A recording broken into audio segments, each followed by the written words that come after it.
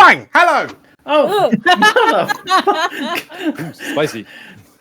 oh, that was a build up that no one's going to see. Bang to you, Dim Dan. Son of a bitch. That's something exactly that I would do, so I expect in it. The power of editing. Hello, everyone. How are we all doing? Yeah. Awake. Doing good. I'm too startled now. You're awake? I don't know if I can cope with No. this. I Startled have 84 hours in session. Baldur's Gate. I'm not awake. What is sleep? It's just that void between waking life and the night realms. How are we all doing? Hello. Hello. Hello. I'm doing good. Good. Glad you all made it. We have arrived at the Act 2 finale, are we? Haven't we? Also, sorry. Hi. Hello, you. You specifically. Hi. Me? Oh, Yes. wow, thanks. Yeah. Hi. How you doing? I'm DM Dan. We're the Explorers of Elsewhere. We play Dungeons and Dragons, and sometimes we play other stuff. But today we're playing Yes. Dungeons and Dragons. Yeah. Specifically, yes. Never mind. Specifically, Yay. we're gonna play this session right here, which is episode 14, which is picking up on a bit of a cliffhanger, isn't it? Mm-hmm. So, who would like to play some Dungeons and Dragons? Love to. I think I would. Let's do it. Amazing. And who would like to like and subscribe to the channel? They would. Already do. Done. Good. Title screen. The world has been broken and remade. Our civilizations are shattered, our people divided. Yet there are those who would rise up to challenge the encroaching darkness. Hi, my name's Carl. I'm playing Sir Carmichael Comstock, a Lorivar Cavalier Fighter. Hi, I'm Meg. I'm playing Addy, a keeper druid bard. Hi, my name is Anton, and I play Victor, a Lorivar Gloomstalker Ranger. Hi, my name's Lane. I'm playing Milia Sayralast, an Asavar Divine Soul Sorcerer. My name's Tim, and I'm playing Galena, the Terran Sprite Alchemist Artificer. And my name is Dan. I will be the Dungeon Master on this adventure. Whilst our world has been changed, we band together. Hope bright in our hearts. We push forward to reclaim what was once ours, and we shall be known as the Explorers of Elsewhere.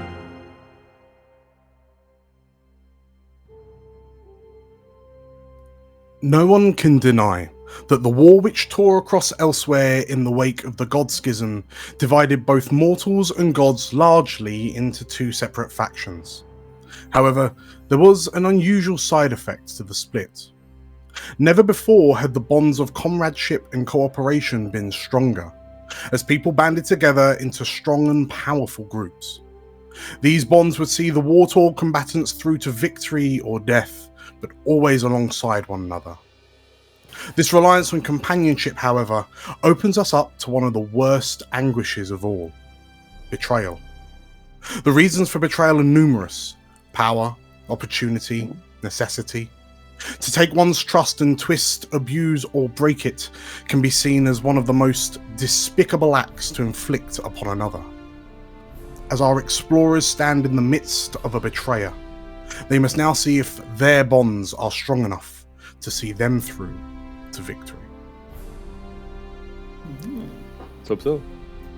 And so, we find the explorers stood on the opposite side of a river ford to the dragon sense Atrach, who has just revealed that he has launched an attack on the nearby Ekabosdir some small time ago, approximately a few minutes, like 5 or so minutes ago.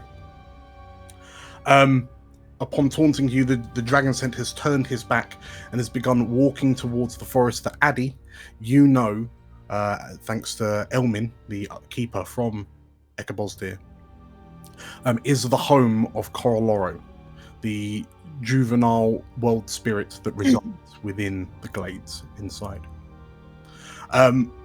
So, with the realization that Ekabosdir, with all of its unconscious villagers and woefully low number of defenders, is under attack from something that Atrach has sent in that direction, the explorers find themselves at a crossroads.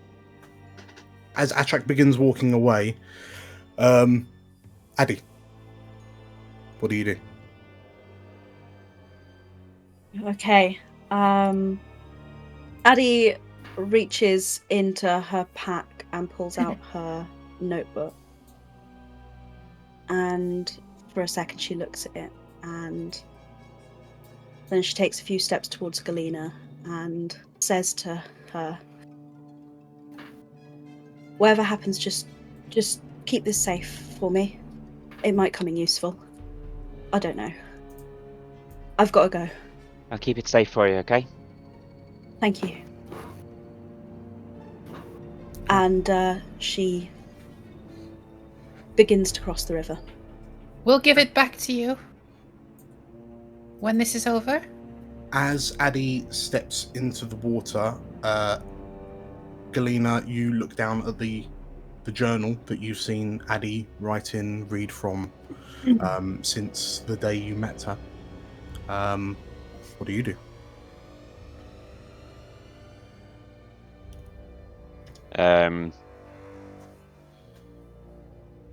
Glance back over the river. You get him for me, all right? And then I'm going to take off at a run towards Ekabosdir. Okay. As Galena heads off towards back down the path that she's just travelled up, Milia, what do you do?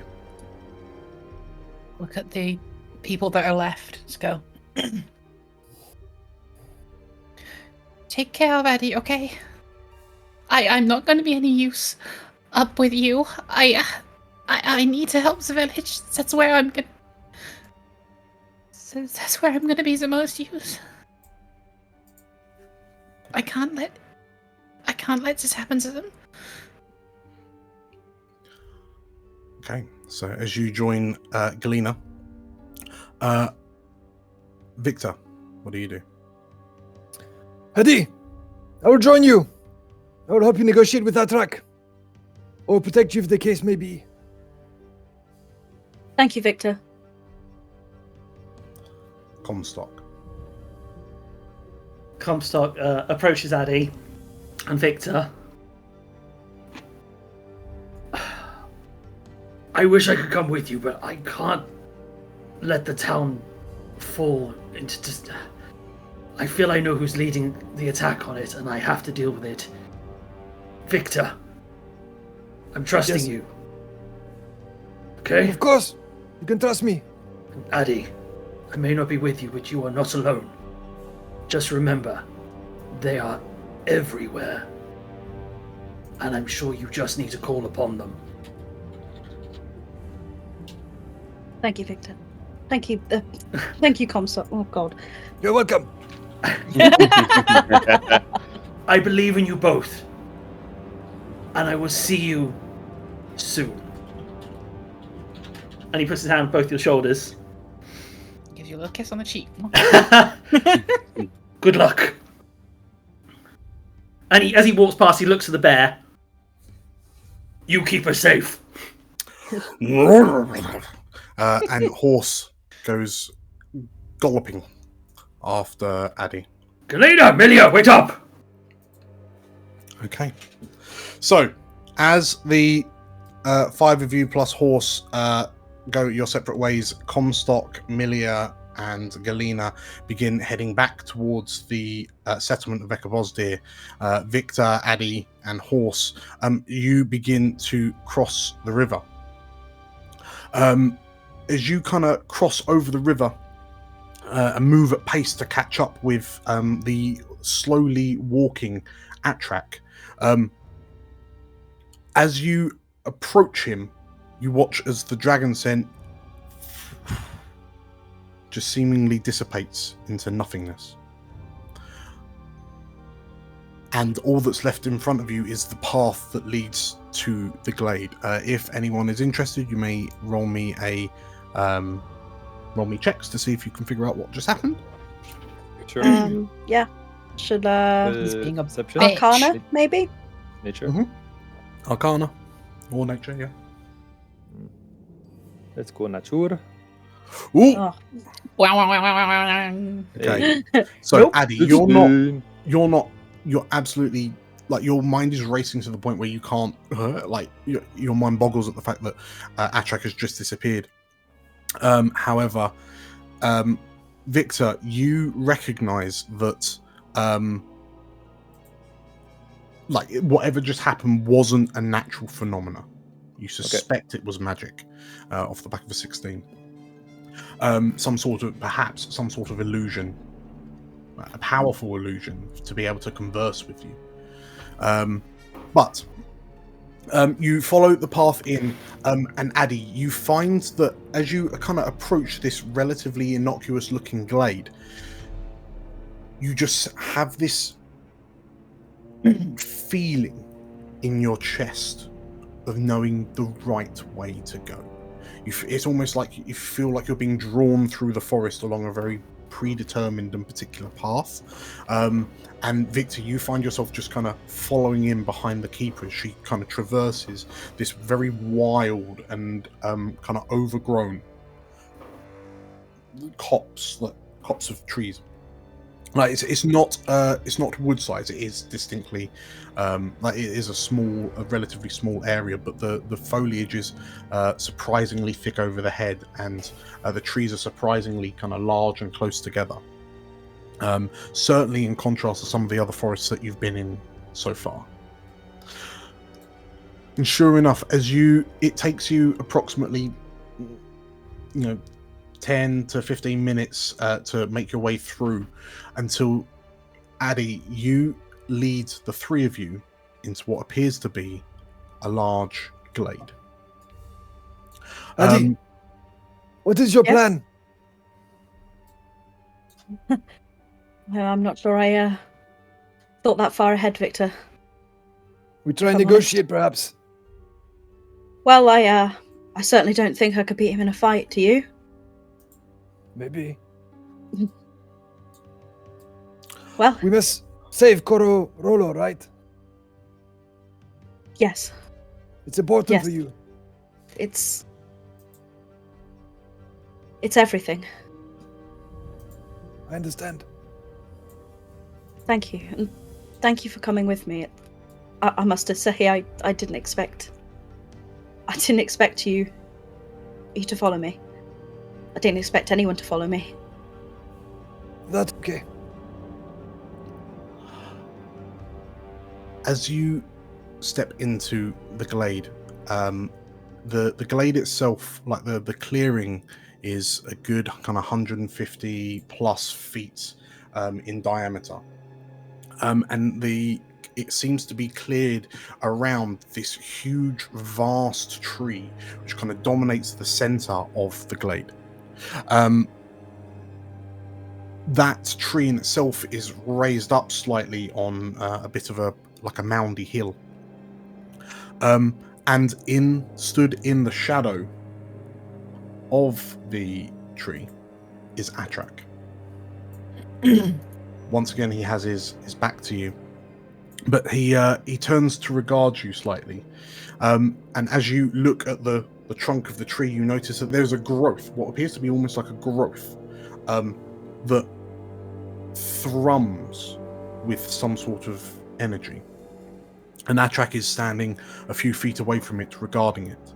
And as you enter into the glade, he turns slightly to regard you, looks back to this cocoon, and then turns to face you directly. And he frowns slightly. Dryadia, I expected you would come.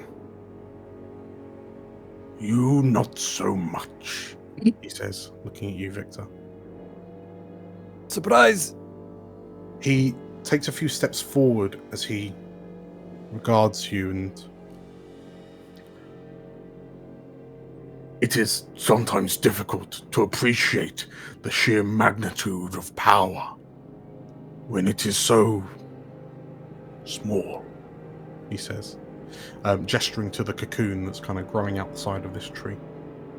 I have my ideas, but tell me, Dryadia, why have you come here?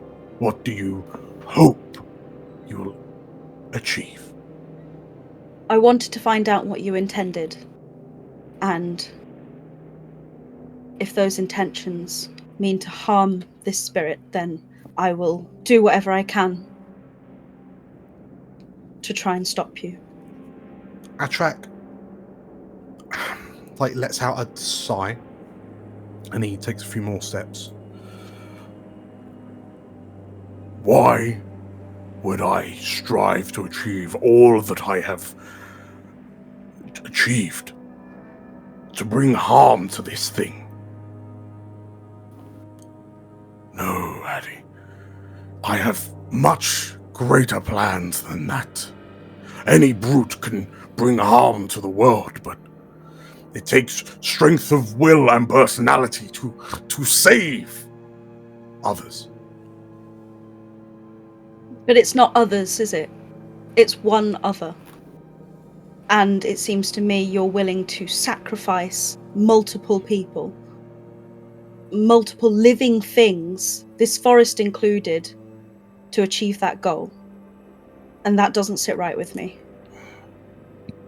Perhaps not. But, Addy, let me ask you, do you believe in fate? I didn't. I used to not believe in fate. I used to feel like I was being pushed down a path that I didn't choose, that I wasn't ready for. But it seems something has brought me to this group, and something has brought me here to you right now. And it's a path for once in my life, I followed willingly. The Dragonson nods. Then you will understand how I too can believe in fate. The very venom that Haladradis took my beloved one away from me with is now the tool with which I shall bring her back. In my attempts to recreate Magebane, I have discovered it has a very peculiar effect on deific creatures such as world spirits. You've lost me. Magebane? What have you done? A poison that can strip apart the soul of a wizard has peculiar effects on gods. It puts them into a slumber. It forces them into a state of recovery. It draws life from the land around it, charging it up like a battery. Koroloro will be the fuel for the resurrection of my beloved. As he says this, you start to kind of realize that Ekabosdir is being, Galena, Milia have described how Ekabosdir almost seems to be getting drained of life and vitality. When Milia told you that when she cast a healing spell on one of the Wolfkin villagers, it just almost seemed to go in and then straight back out. Almost like it was being siphoned away. And as you look around, the two of you, Victor and Addy, you realize how vibrant this glade is compared to, say, Ekabosdir. And you realize that it seems like mana is being funneled here into that glowing cocoon. I don't wish to kill Koroloro. I intend to repurpose it. Repurpose? What does that mean? Koroloro acts as a focus for mana in an area. The amount of mana needed to piece together a soul is unfathomable. But using Coroloro as a focus for this, I can bring her back, Dryadia. I can bring her back, and the land may perish, yes, but she will live on. The world will live on. No one will rue the day that this place died. Apart from all those villagers back there. They decided to stay here. That was their choice, Dryadia. I won't allow their stubbornness to get in the way of my plans. If they need to die, then so be it. And it's not just people. What about the trees? The animals? The living things in this forest? You know? Don't they have a right to live and survive too? He scoffs. And how do you know... How do you know it'll work? How do you know that this is what your love wants? I know that she didn't want to meet her end at the hands of her sibling. Nobody wants to meet their end. And certainly nobody wants to meet their end by the hand of someone that they used to love and trust. I understand that, but I don't know what she was like. But I know that if the people I loved had to pay such a heavy price to bring me back, and it's a price not on their heads but on other people's, I wouldn't want to come back. Not to this. Do you really think that that's what she would want? Atrach's face goes stony. I will simply have to ask for forgiveness, rather than permission. He snarls, like you see the corners of his fangs emerge, and he sort of like looks past you, and why are you here? Victor will step forward, past Daddy, rifle in hand, and he'll look at Atrach with anger. Atrach! You have gone too far! This was not part of the plan! You promised no one would get harmed. I gave you the information you wanted from the caravan, and you prosper. There must be another way to bring your partner back. To bring my wife back! You must hold your end of the bargain! Where is Yakov Kassar, the man who killed my wife? Where is he, Atrach? What? Oh! the dragon sense turns, and the glints of fang break into a grin. Meanwhile, what? You motherfucker! Anton, you son of a bitch.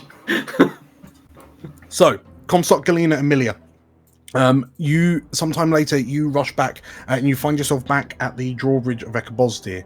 You can hear the sounds of battle, of panic, of death kind of ringing out over the wooden palisades. As the three of you cross over the bridge into the settlement proper, you can see that the streets are largely deserted.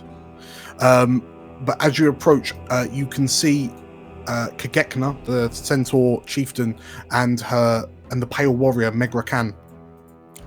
They appear like they have their backs to you. You can see that they're kind of covered in blood.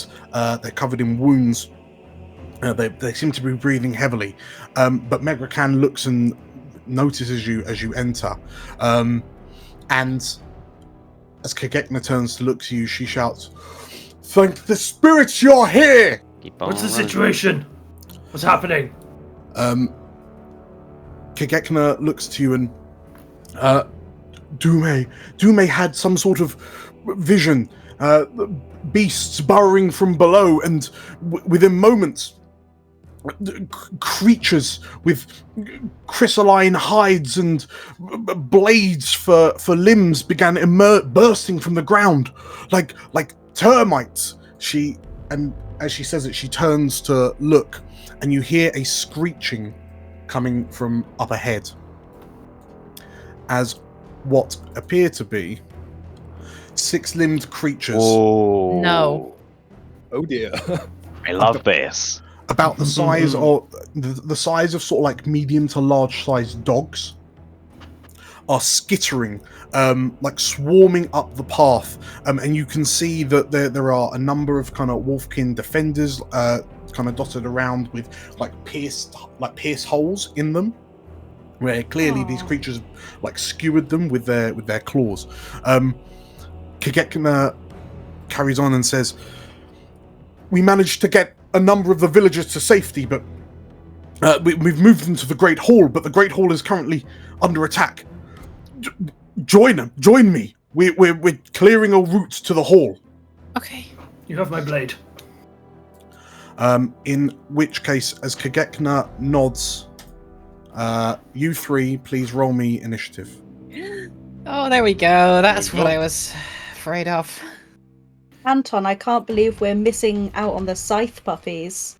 Look at them. No. Nice puppies.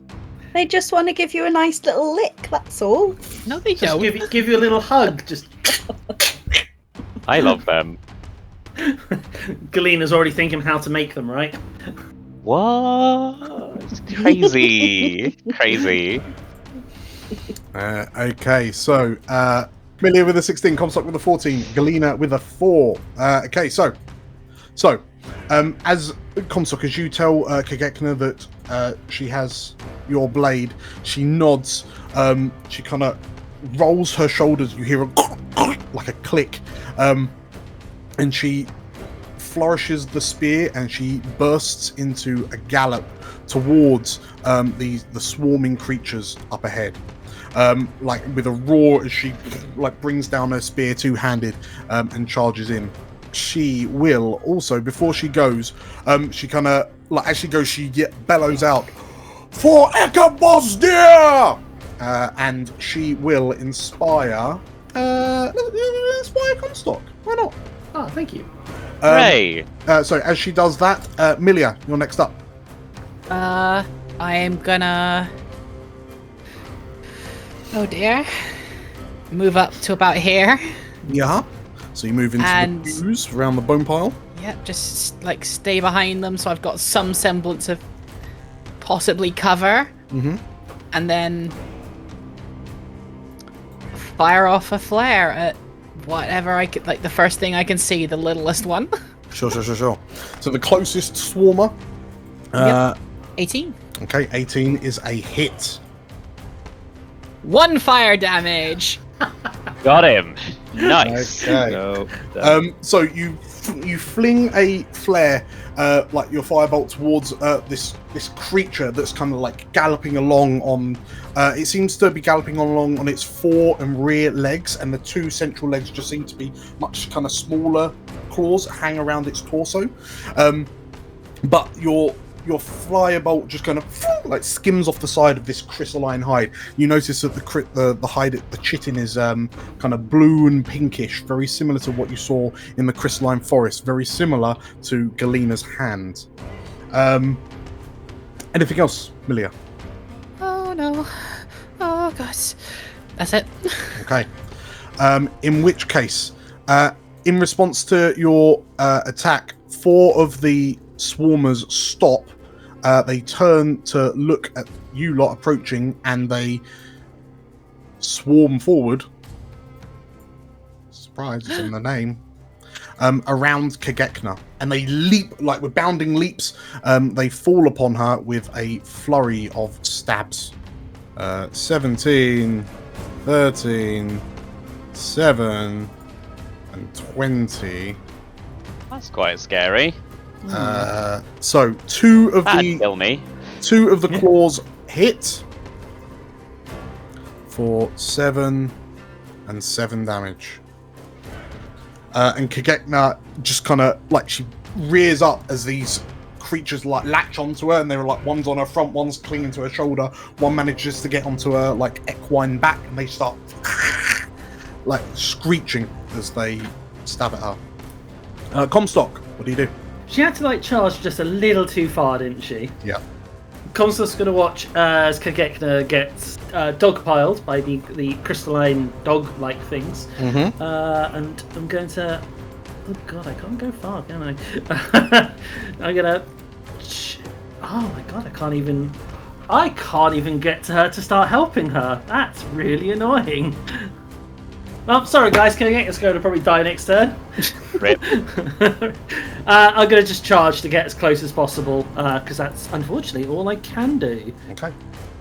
Because, yeah, things have to be within 5 feet of me in order to intercept them. Carl, can you jump far? Anton! You can't jump further than your movement. No, that's true. Yeah, that's correct. My boots don't allow me to do that, but unfortunately, yeah, that's as far as I can get. Megrakan, the Pale Warrior, roars as he breaks out into a sprint. And Galena and Milia, as he kind of like storms off in the same direction, like in the wake of Comstock, he lets out this hideous yell and dashes forward to bring his war pick down. Like swing at Kagekna, but as she kind of thrashes the creature, like the war pick glances off the creature's side. He does have multi-attack. Stealing himself, he swings again, and the creature Oh my god, swings the other way. exactly the same. Exactly the same. Good one, Megrakan. Galena, what do you do? Oh god, good question. All right, let's move. That seems like a good start. And as I run up, I'll just pull out my experimental elixir, time for mummy special juice, and knock it on back. Mm-hmm. Which let's find out what that does today. Enlarge. All I've ever wanted. Then I'd be like normal person sized. So, as you pull out this elixir bottle and shake it, and it starts to glow, are you drinking it, presumably, yeah? Yeah, knock it back. Okay, cool. Right, roll your first effect. Enlarge! Nice. I willed it into being! Oh, no. I'm big and invisible, boys. What? Oh, no! Okay, wow. Enlarge your juice. So you double in all size, you grow to medium size. Wow. Okay, hang on. Right, here we go. Is this gonna work? Yeah! Boop! Oh yeah! It's bigger! Don't worry, boys, I'm coming. And you are now... And then you just vanish! Don't worry, boys, I'm coming! Invisible. Okay, Galena, can you still see yourself? Yeah. Okay, no one else can, it would seem. So, Galena, you, I'm helping! And you vanish. Amelia, you should see Galena disappear. Okay, so that was your action. Anything else? Do I have any bonuses? I don't think so. Nah, I'm good for now. Okie dokie. Right, so back up to top of turn. Kagekna, now that she's kind of in the midst of it, she lashes out with her spear. But like misses as the creatures fly around her. She rears up and kicks out with her hooves. But also misses. Oh god, oh, she's not long for this world, is she? Okay, cool. She's panicking. Malia, what do you do? Come up to her. Have you done 1 damage so far to these creatures? That's it. Right? We just hit them for 1. And Lane, your top score. Yay! Second level cure wounds Okay. on Kagekna. Yeah. 19. 19. Nice one. 7, 8. Boom. Okay. And as she sort of like starts to panic and the creature start like biting into her, as you place a hand on her, kind of rip one of her hind legs, the wounds begin to close and the creature's like skitter back a bit confused. You've got this. Anything else, Milia? That's it. Okay.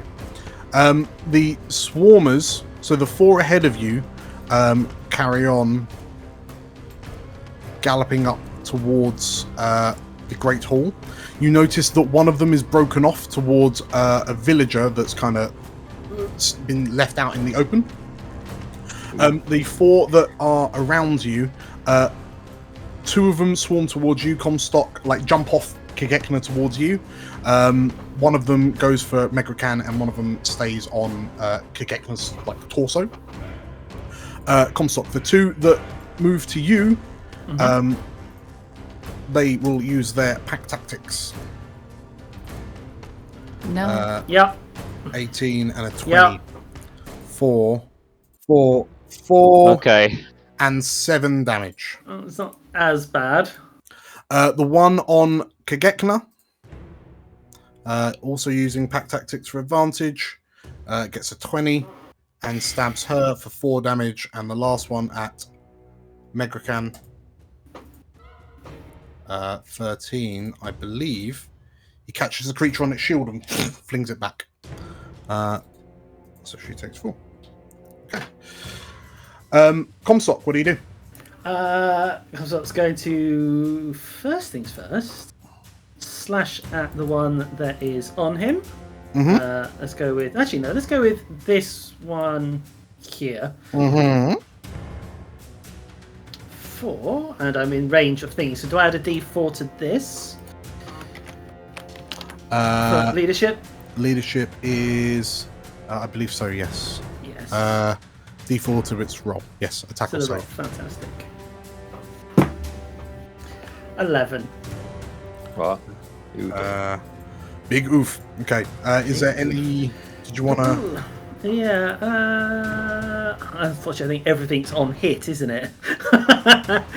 Just going to be... Tell you what, in something I forgot to mention, and it's going to seem like, because you just rolled a 4 to hit, everyone has inspiration at the start of the fight.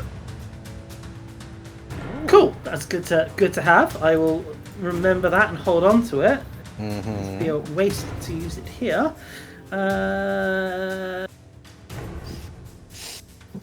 Yeah, no, I can use a bonus action to try and shove a creature, so I'm going to use my bonus action to shove that one. So again, it's done as an attack roll, I believe. Okay, so I'll try and shove it then. Yeah, so it's a strength athletics, and versus its athletics or acrobatics. 17. Okay. And so as you swing at it, it kind of rears up, and you take the opportunity to slam your shield into its chest, and it...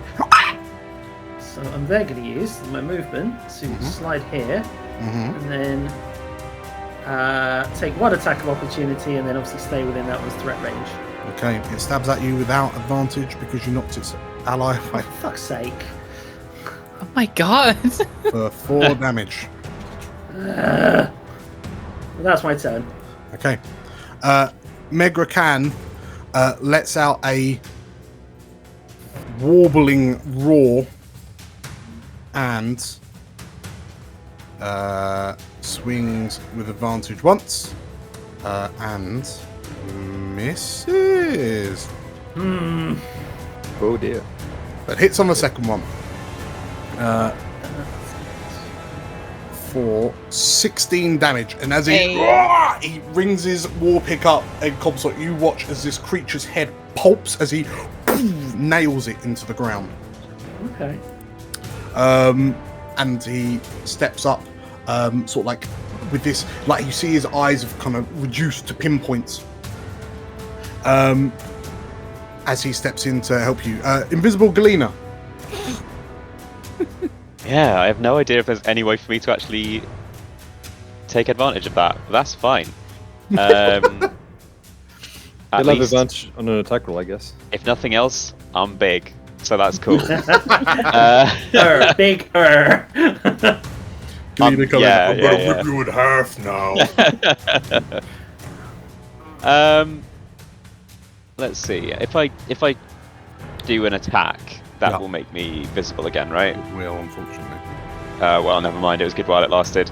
I'm just gonna run up next to Amelia. Okay. And ping back into reality while blasting a puff of my noxious poison spray at the ones just to the north of me. Okay. So as you poof,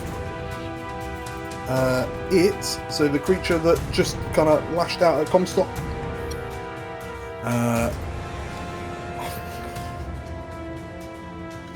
I'm sorry. Fuck is going on? I'm sorry. Oh, no. Okay, you puff out. So it seems like it does affect the creature.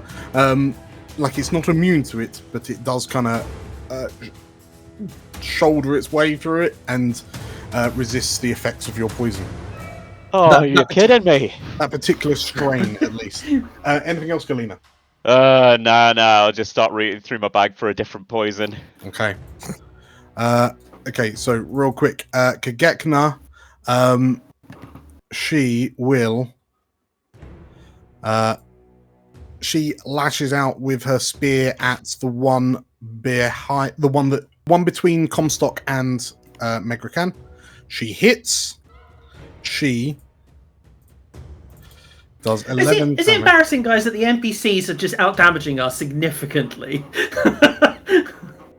Yeah, Not for me. They're out damaging a healer for me. So I think I'm technically our damage here, so yes. Kagekna pushes off the creature that's on her torso, and then as it's landing, she skewers it down into the ground. She spins and kicks, like she turns and kicks out with her back hooves at the one behind her, but misses. Milia. Things are happening. I don't like it. I'm gonna throw out a bless on. If you don't say Comstock, Carl's gonna lose his mind.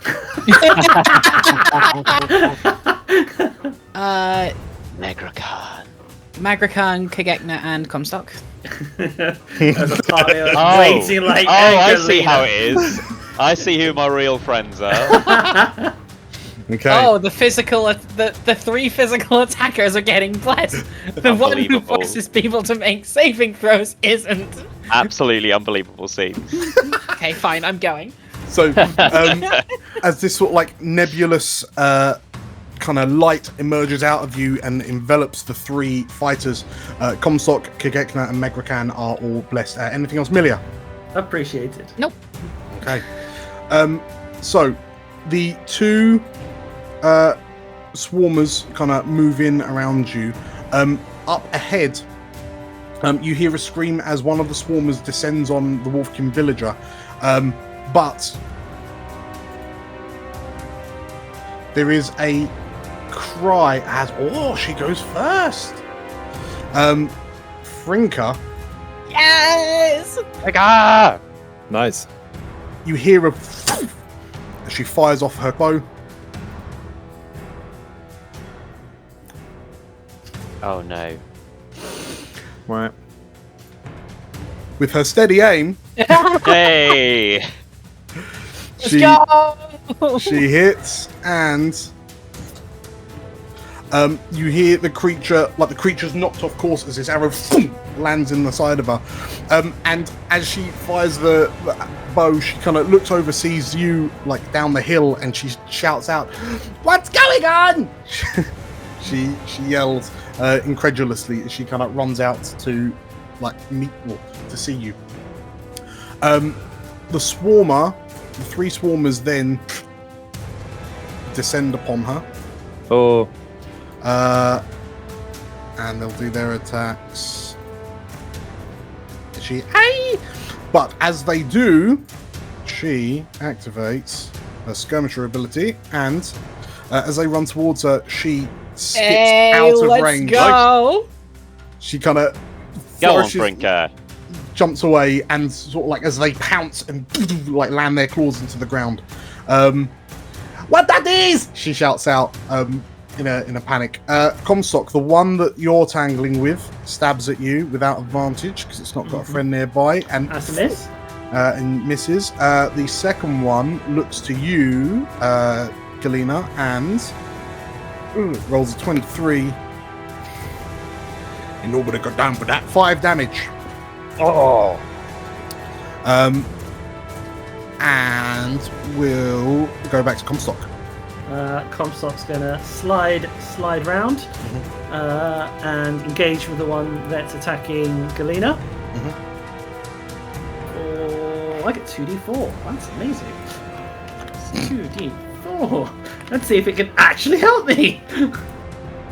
Hey! Yes! Hey! And damage.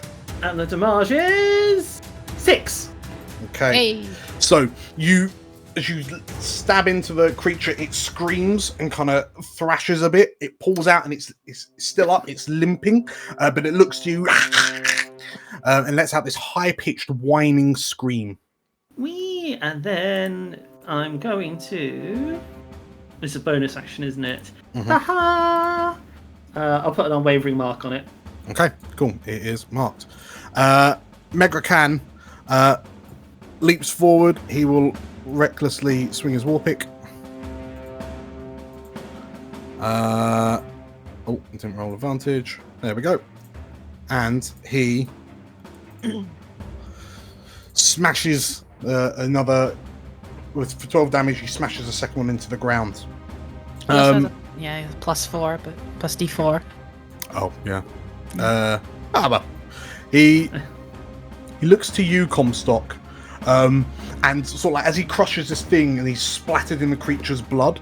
As he pulls his pick out the ground, he looks to you and like he roars at you with this kind of bestial energy.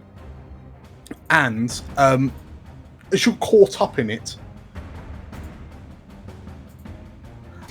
he allows up to 3 allies to make use their reactions to make another weapon attack. Ooh, happily.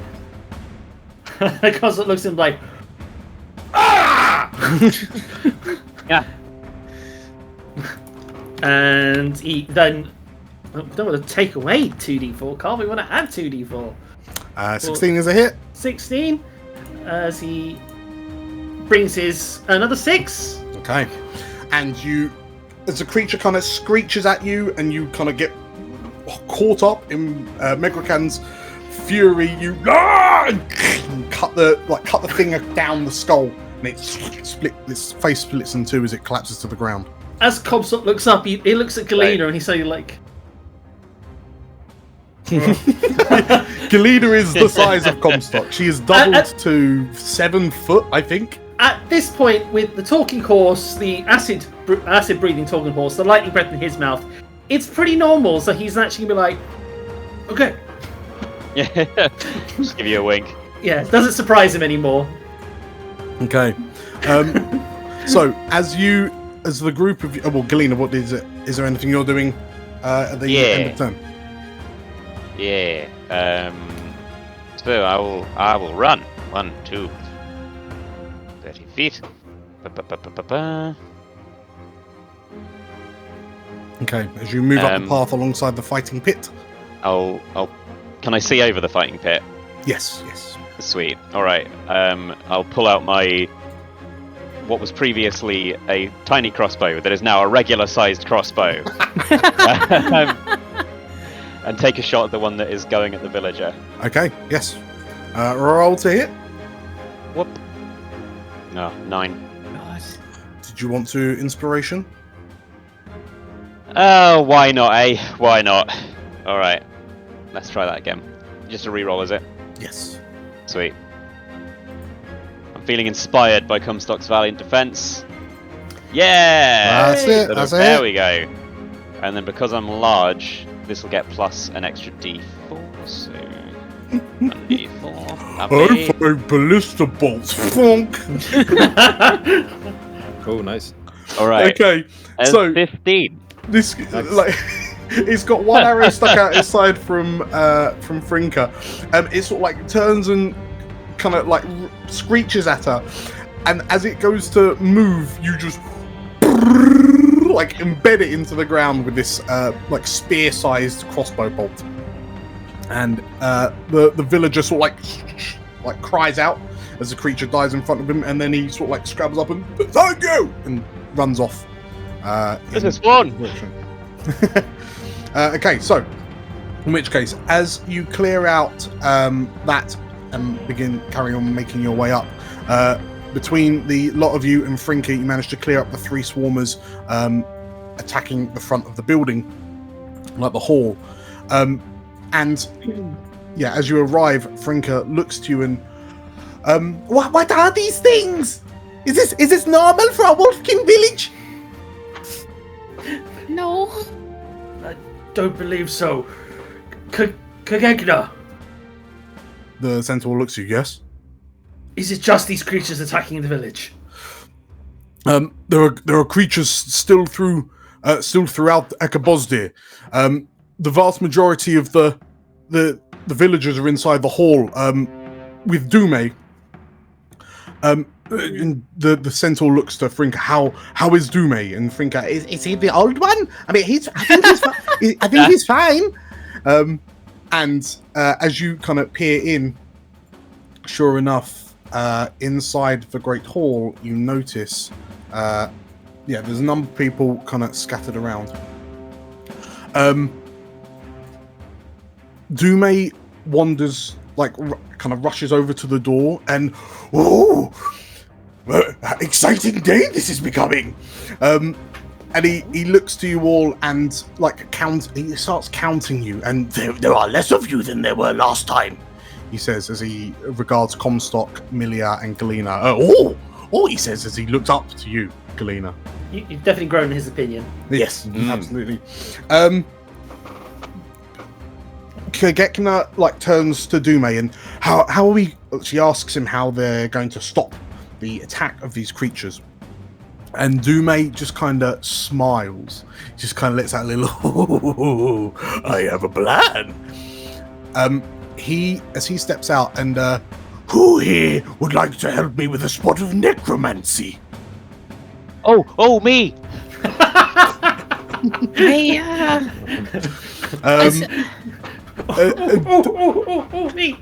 Dume just sort of like gives a big nod as he looks to you, Galena. Kagekna looks to you, Milia, and there are still villagers trapped in pockets around the town. Will you join me in freeing them? Yes, okay, I will. I'm not the best fighter, but I can help. I was injured with. Well, Kagekna nods, and you don't need to be. I am. And Megrakan looks to you, Comstock, and do you fancy a contest? I don't think it'll be much of a contest, will it now, Megrakan? You're right, try to keep up, he says. And as he sort of like walks up to you and just like shield bashes his shield against yours, and you because there's spikes on his and it scuffs up the paint slightly. So Frinka kind of looks around a bit curiously. In this moment, from this point forward, Meg, do you want to take control of Kagekna or Frinka the rogue? Nice. Oh, let's do barbarian. Okay, and that means that you get the rogue, Anton. Oh, okay. Okay, cool. Right, as you kind of split into your respective groups. Galena! Yeah? I feel I don't have to say it, but try not to raise too many things back from the dead. What's your definition of too many? Just, if you think I'd be disappointed, it's that many. More than 0. We'll see what happens. Amelia! You've got this. She's got. As You've got this. So, as everyone splits off, Frinka, you spy Dume, and he's kind of giving you a look, and Frinka decides to go with Dume and Galena. So, as you all kind of move to your respective areas Hey. back in Coroloro's glade. Addy, your eyes are wide after hearing the words that just came out of Victor's mouth.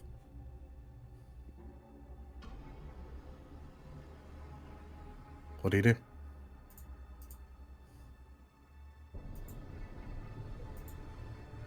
She mutters under her breath, I am never getting married. And looks at Victor with some venom and says, I think we need to talk later. But to be honest, most of her focus is on Coroloro. And can she try to... Back in her tribal village, she witnessed on multiple occasions the elders going through the ceremony of attempting connection with the world spirits. Mm-hmm. Can she try to sense Coroloro in some way, form that connection? It's something she's never done before. Sure. Roll me a nature check. Okay. But this is gonna go really bad, isn't it? No, sorry. Roll me a survival check. Because it's a very natural Survival? thing. Very natural thing to do. Because nature is more knowledge-based. Survival is wisdom-based. Okay. Oh. 22. Okay. As your mind's racing at Victor's confession, like his statement, you kind of turn your eyes to this glowing cocoon. And as you kind of like try to calm and center yourself and control your breathing, you kind of reach out. You feel almost what feels like a heartbeat throbbing from inside the trunk of this tree. And you realize that it is weak and slow, like that of a wounded creature's. But you feel like you've found that you can for the first time ever, you've sensed the presence of a world spirit. You can feel it in your bones.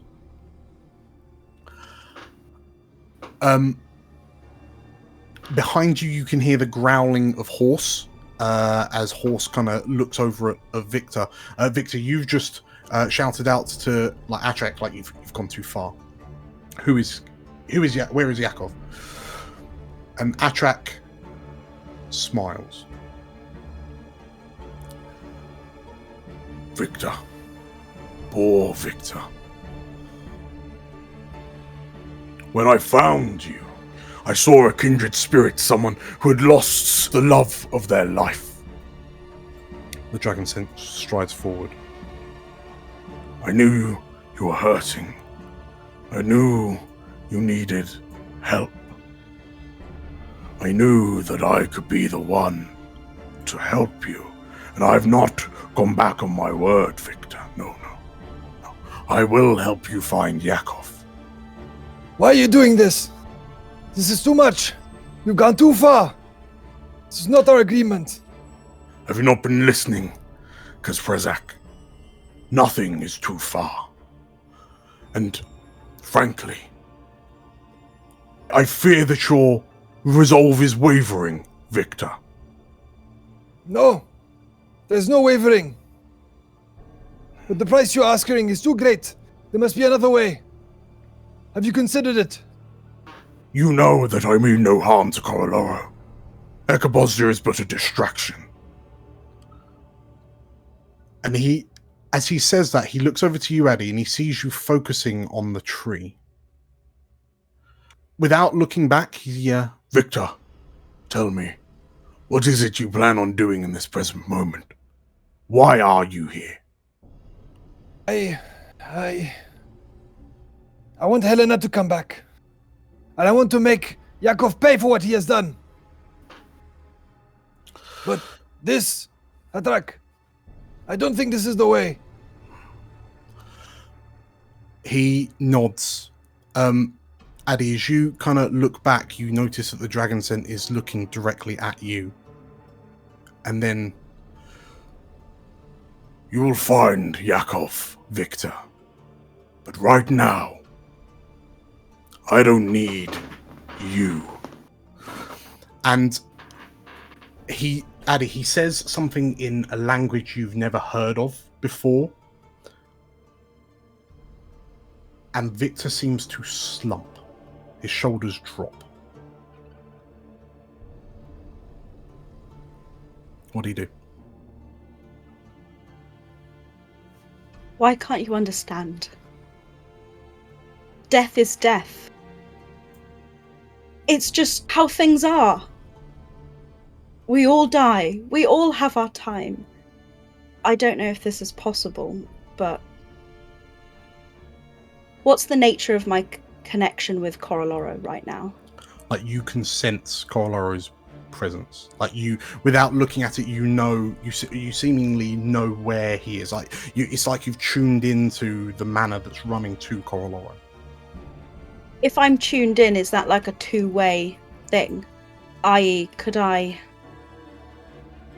want to make him stronger in some way. I don't know if I might be... This is sort of out of character to try and sort of go through the thought process. Is there a way of making him stronger? You suspect that you could... Well, obviously, he's drawing in mana to seemingly heal his wounds, but you realise it's just this state of kind of... like, he's not... Although he's drawing in all this mana and sucking the area around it dry, Corolaro isn't healing its wounds, and you suspect it's that poison that Atrach's been referring to. So you suspect that it's a case of getting rid of the poison. As you mull on that, like, Atrach is looking at you, Victor's shoulders are slumped, but you hear from the Lorivar in front of you,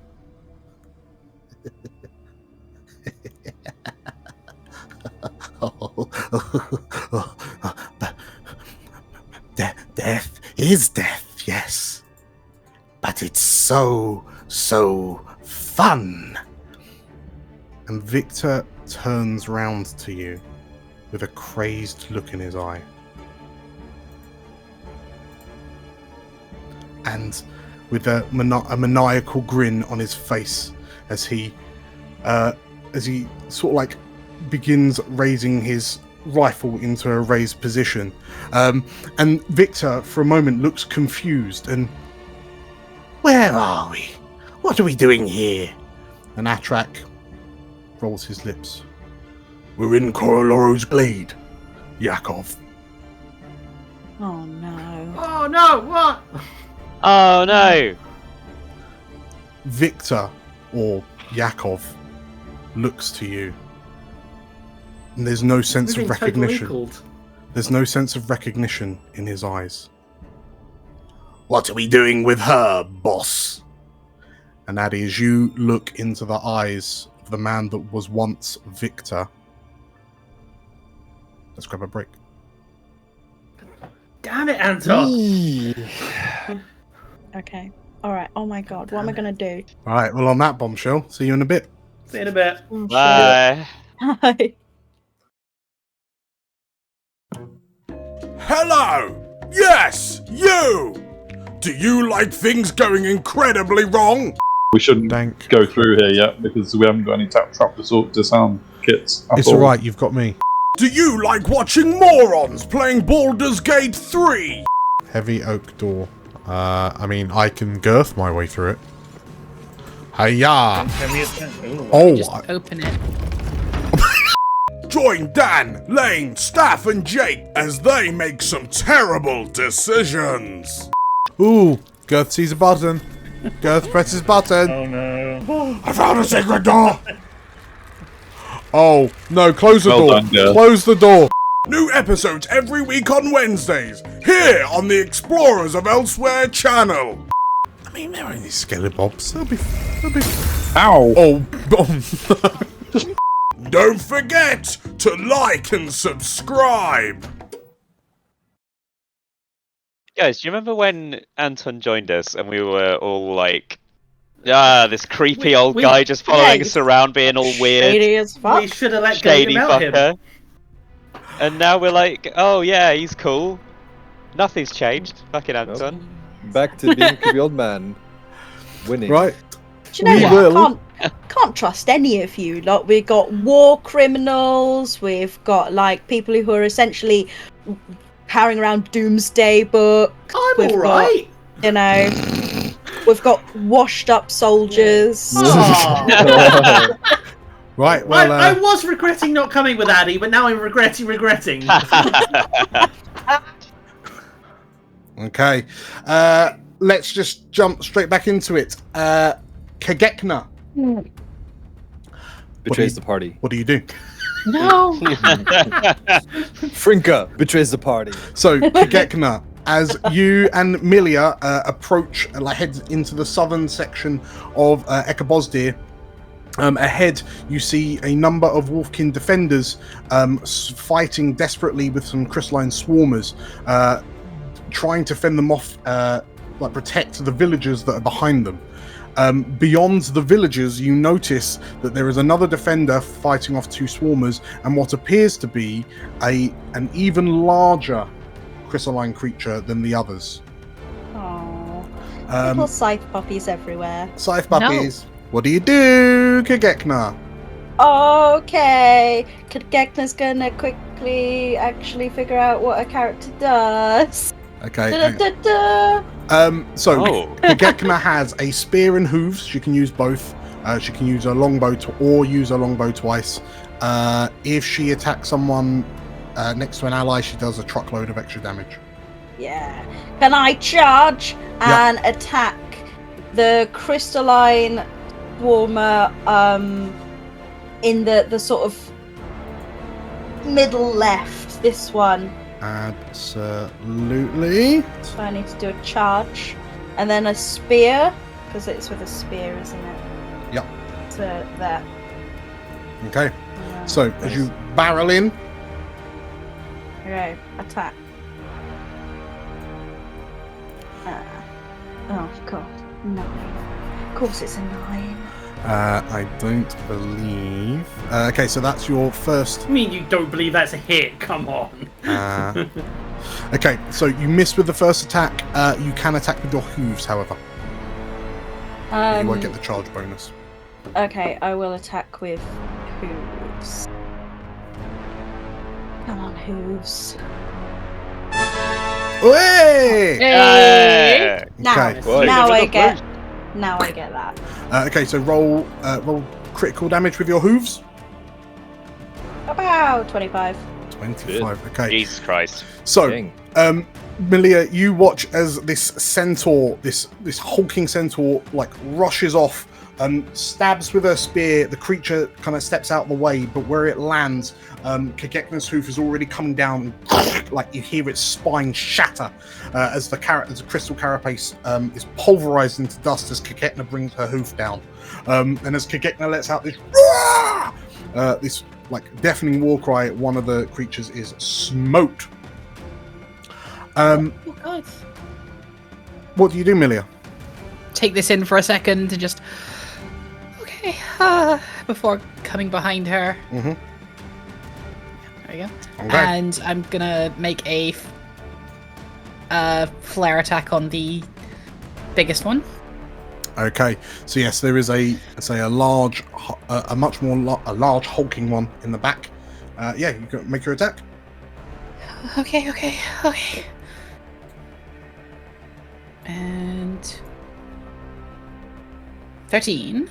Okay, you go to aim and as you try to bead a shot on it, it's difficult for the group of villagers that huddling around and gathered together for protection, and you can't. You have to try to arc it over, but you shoot wide. Okay. That's it then. Okay.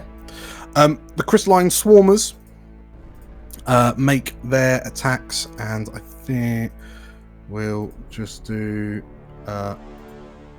attack rolls rather than damage rolls. Oh God. Okay, so that Wolfkin defender takes 10 damage. He's on 1 hit point. Oh, God. Okay, he's on 1. He's very poorly. From a crit there, the other one, fighting the one next to Kagekna, hella misses. Get The fucked. ones at the back being held off by the Wolfkin defender.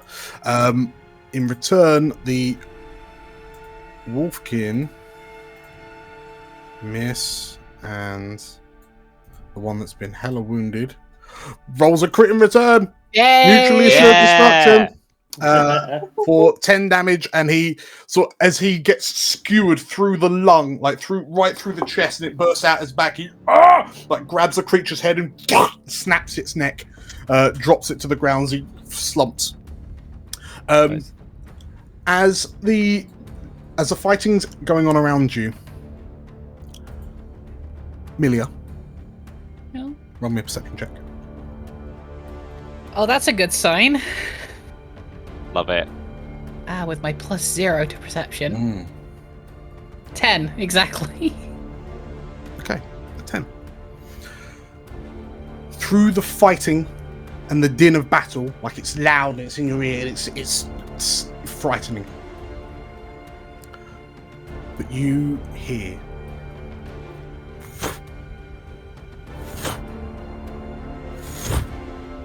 and as you peer up, you notice you're being swallowed by a shadow. Correction. Huh? 3 no. shadows. What is this? No, not these assholes Oh, again. these fucking... It's the What are fucking things. Ah, it evolved. And as you turn and look, Where are they? Ah!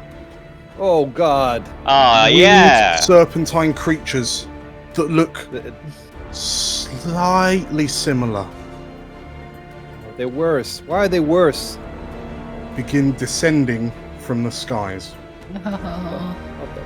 You've thrown enough at us today, Dan. This is Dan's MO, isn't it? Evidently he's actually really sick of the channel. He's just trying to kill us off as quickly as possible. Sorry, everyone. I know how much you enjoy this, but These are Don't worry about having currently a nice time in a tent.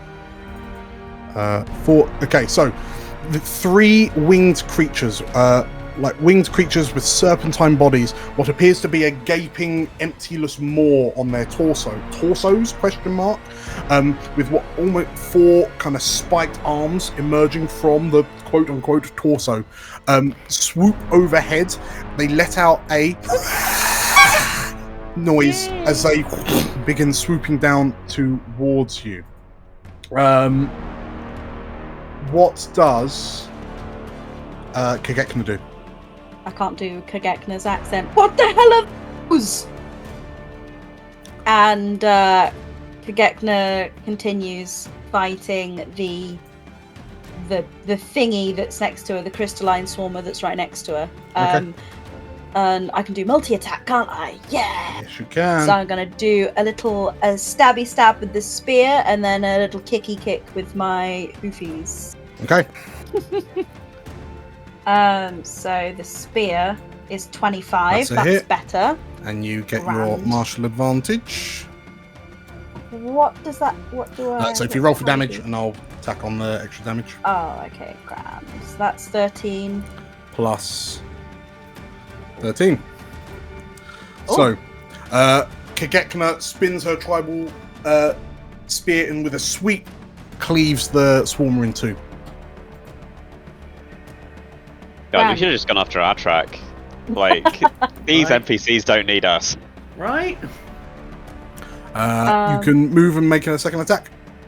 Yeah, can I do that Mhm. towards the other crystalline swarmer Mm-hmm. that's just disemboweled my poor defender? Yes, you can. So as you step in. And then hooves on that one, isn't it? Yep. Oh! Attack. Oh, 10. Okay. As you lash out with your hooves, the creature skitters and kind of chitters at you as you boom, boom, bring your hooves down to the ground. Okay, Milia. 40 feet, about approximately 60 feet away from you, these 3, what you now know to be Tamari, are swooping down towards you. What do you do? behind Kagekna again.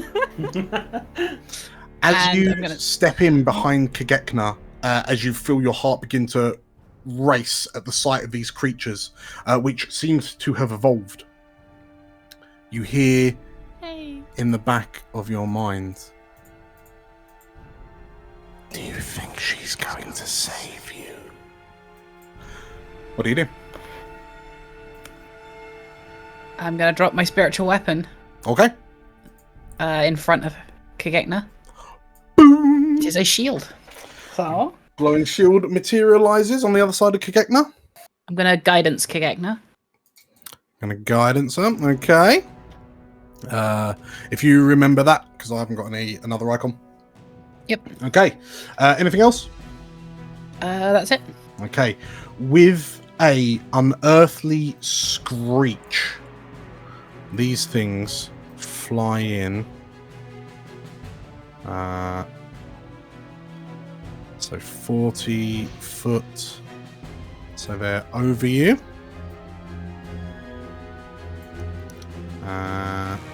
And this one will... I guess they learned they don't have to jump up trees anymore to get to you. You have been the architect of your own demise here. It would seem so. So they fly 40 feet. Some of them, those that do, descend. So they're 20 feet above the ground. Yay! And so the first one looks to you, Milia, and like you feel a sluggishness wash over you. Can I please have a DC 11 Wisdom save, please? Oh, okay. 8. I'm gonna Not use what my you wanted. inspiration. Okay. Ever time to use it, it's gonna be now. Fuck me. Oh. Oh. Bad. That's Okay. You are held. Okay. Actually, favored by the gods. And Oh Where is boy. where is it? Oh boy. You're up to And a 9. infallible. Infallible. Uh-huh. Plus D4. Come on, roll it.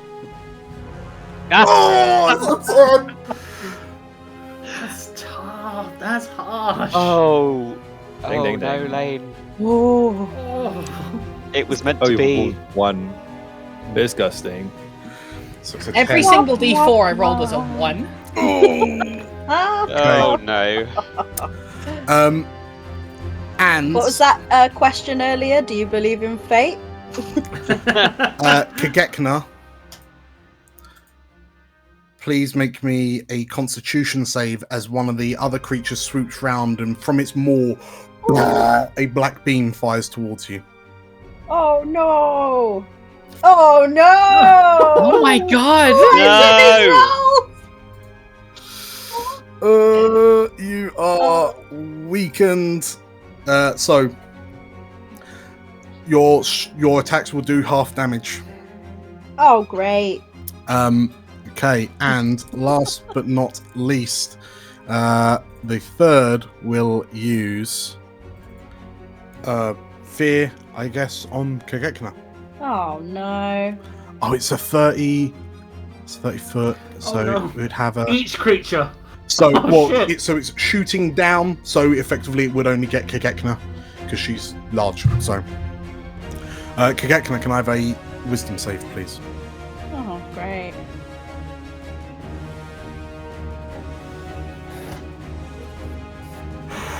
Oh, why did you give this poor character to me, Dan? You know how terrible my rolls I'll are. try my spell. You have to take. So it's on your turn. Kagekna needs to leave. Hi. Okay. Ouch. So, with that in mind, Comstock. Oh god. Where's Comstock? Up here.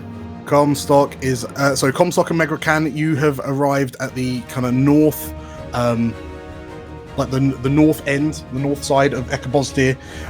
As you begin to move up. You can see in a collection of tents there is a group of villagers that have been penned in by some crystalline burrowers and some crystalline swarmers and a much larger creature. Nearby you can see that there is some sort of burrow hole out the ground, which you suspect is how they entered into the camp. Megrakan kind of looks to you with a smirk as he sort of like says, I long to slake my thirst with their blood, he shouts. You're a little extra, aren't you? Megrakan kind of looks to you with this wild look. Yes, he says. What do you do, Comstock? Comstock is going to move in. As you move ahead towards the creatures, and Megrakan will kind of follow up with you.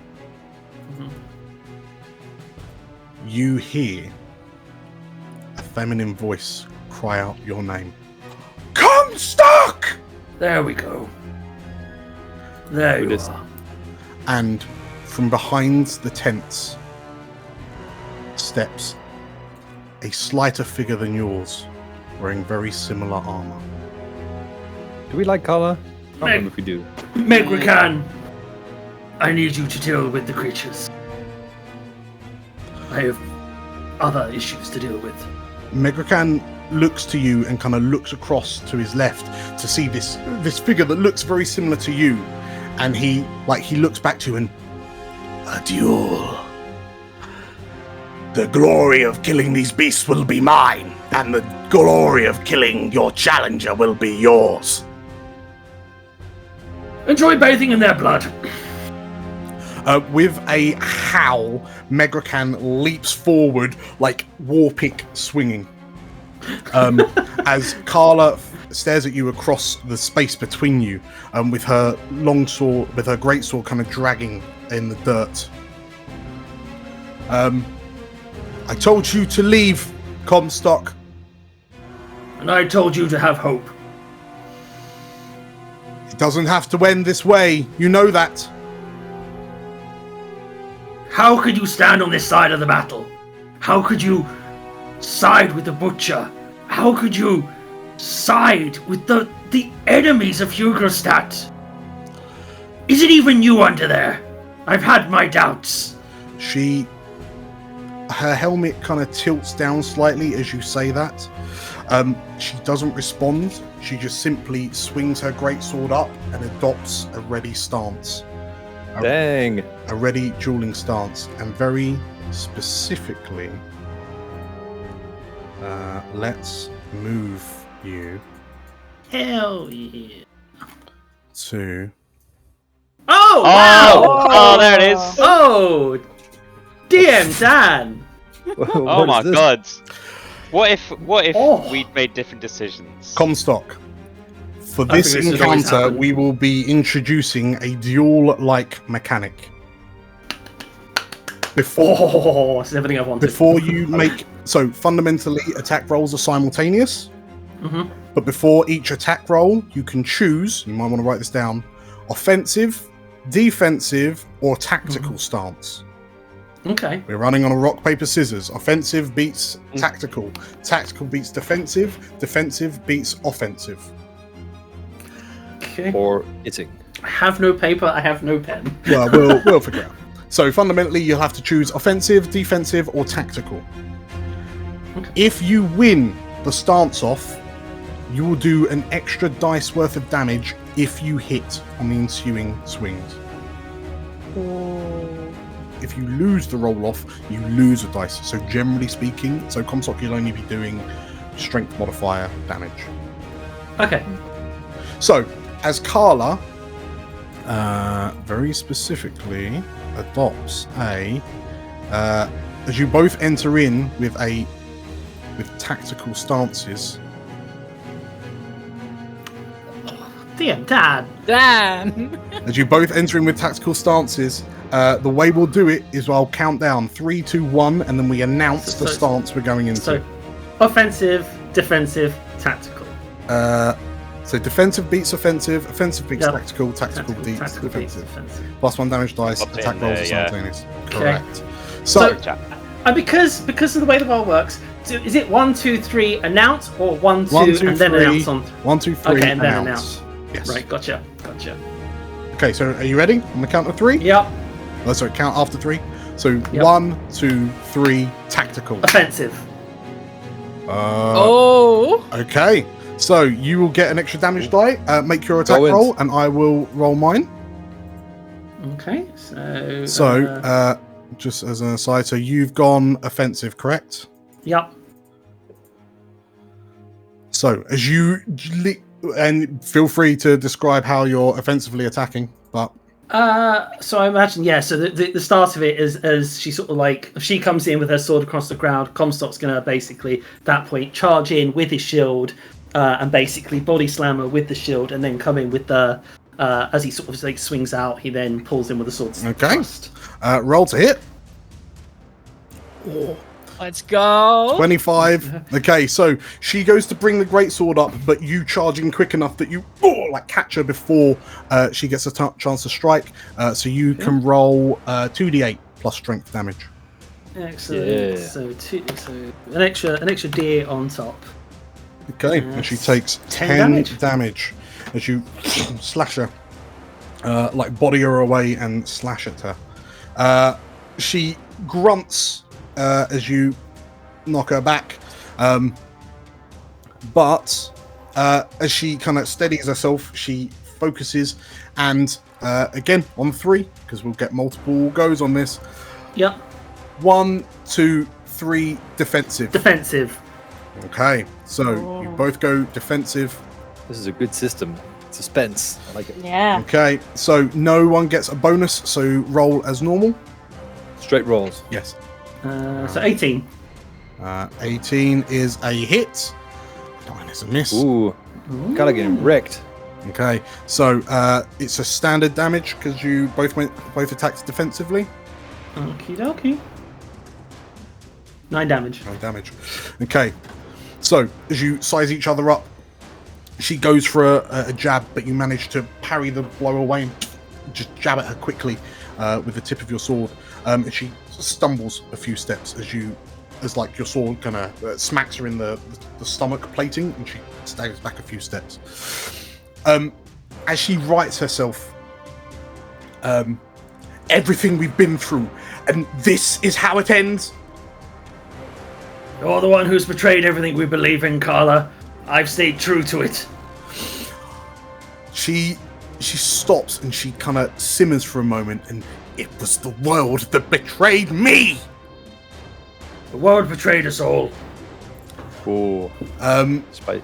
She, as you say that, as she moves into attack. She screams, "Then why are you trying to defend it?" 3, 2, 1, offensive. Defensive. Oh. Okay. Make your attack rolls. You get an extra dice. Yep, I only got 11. But can I use my inspiration in this? You can. Sort of, Good. you know, it's And any other abilities you may have. okay.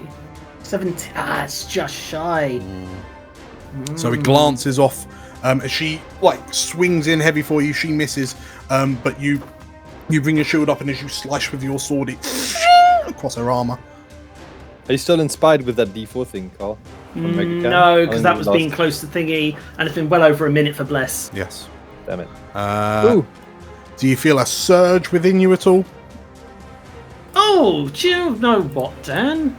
I think I'll do. I think you're right. I think, he's a bit, a bit amped up. He's as she sort of basically, what was her last line? Her last line was like, why are you fighting to defend it? Because I'm not going to give up. There's good left in this world. There are good people. If you had seen the things that I've seen so far, the people, dashes shield off, the people I've fought alongside, you'll understand that this is a good world. Yes, the gods have betrayed us, but the world spirits are still here, and that is worth fighting for! Don't let me down, roll 20. Yes. Roll 20. Roll 20 will always let you down. Dummy. We're on Foundry. Despite misnaming Foundry, Sorry, Foundry. Okay. You got where I was coming from. you with an 15 extra damage. 15 damage. Describe the hit. I imagine, he sort of like comes in after sort of like he shield bashes her. He then bashes Archer, hit the bottom of her helmet, so basically clangs the helmet, and then body slams her, and then pulls across. Okay. Bam, boom, As bam, you, bam. in which case, as you catch the protrusion on the front of her helmet, like where she's overextended with an overhand swing, she catches your shield right in the chin, and it rocks her head back. And with your as you lift your arm up, you feel something give, and the helmet comes soaring off her head. Who it? She goes flying off as you flip her over, and you hear the helmet boom land in the dirt and sort of like dent the ground. She lies prone, facing away from you for a moment, before slowly beginning to stand. In my time of need, despite everything I did, the world turned its back on me. So I had to turn to others. And as she stands to face you, her eyes gleam like purple gems, and her face is crystallized like Galena's hand. Yikes. Ooh. A rough makeover. Oh boy. She looks to you, and no one checked in on us after the Battle of Hugelstadt. You know that as much as I do, Comstock. It was only Atrach that could help me with my injuries. He's about to kill a world spirit, Carla. If it hadn't been for the world spirit, we would both be dead. She drops back into a defensive stance again. If it wasn't for Atrach now, I would be dead. Meanwhile, Galena and Frinka, Fucking hell. you rush forward to the collection of skulls at the front of Ekabosdir, the one that has caught your rapt attention for so long. And Dume looks to you, Galena, and I wasn't lying. All of the spirits of the ancestors are within here. If we can summon them forth, then they will clear out the village for us. It's a genius plan, he says, with like spittle forming at the corners of his mouth with excitement. You're crazy, old man. No. Maybe. Oh boy. As Galena, Dume looks to you, Galena, and You seem to know how to do things with like dead animal bits. You can help me with a ritual. I can give it a shot. It'll be fun either way. okay. I'm gonna make Comstock so disappointed. I can just imagine the back of your head, there's this Comstock angel like, I'm going to be so disappointed, and there's this Comstock devil like, fucking do it! As you say that, you feel the ground begin to rumble underfoot. Like your tremor sense starts to go off. And as you try to figure out where it's coming from, you notice that by the well, just over the way, a claw bursts from the ground. And what appears to be a large crystalline burrowing creature pulls itself free. And in its wake, a number of swarmers emerge. And Dume looks over and, uh-oh, he says. So Not good. we'll go ahead and add... Very bad. We'll add them to the tracker. And he looks to you, Galena, and... Well, you can help me with a ritual or keep them off me. Just make sure that I don't die. he shouts. With that said, Dume begins to cast a ritual. And as he does, as he begins, so he starts kind of mumbling and chanting incredulously to himself, and he begins the ritual. The wolfkin that are with you charge forward to intercept as best they can. They will provide some cover. Frinker, what do you do? Okay, my turn. I don't think I can see them from here, right? I want to hit them with my bow. There's a big old bone behind pile. Yeah. Yeah, okay. I'm gonna... You are a rogue, remember, if you want to use that bone pile to hide behind. Yeah, I can hide. And guess an attack. Sure, bonus action hide. Yeah. So I guess I do a stealth check. Against... Their passives, which you beat the passives. So you are hidden behind the bone pile. Okay, cool. I'm gonna make a short bow attack. Who are you shooting at? So you've got the big old beastie and then 3 swarmers around it. Shoot a small one. I can't. Okay. Action, short bow. Inventory. Can't. Oh shit. Whoopsie. Pressed many times. Hang on. Let me click. No, it's okay. Frinker's allowed to have that many attacks. Yeah.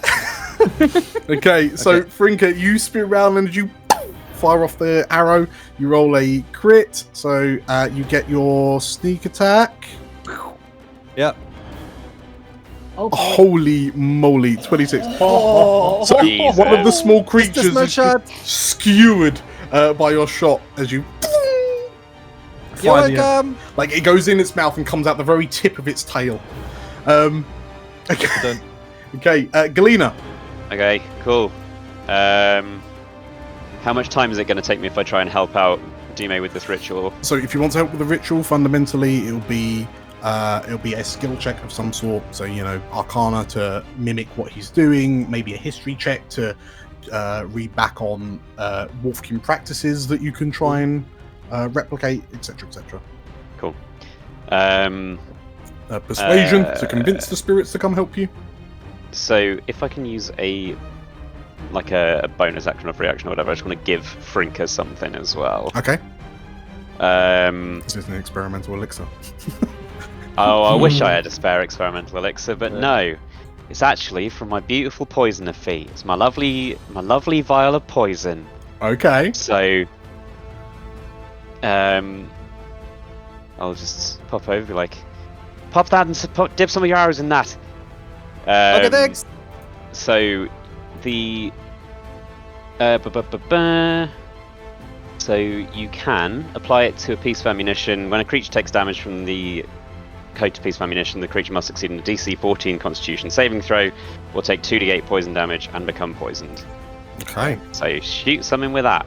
Go. In the meantime, right.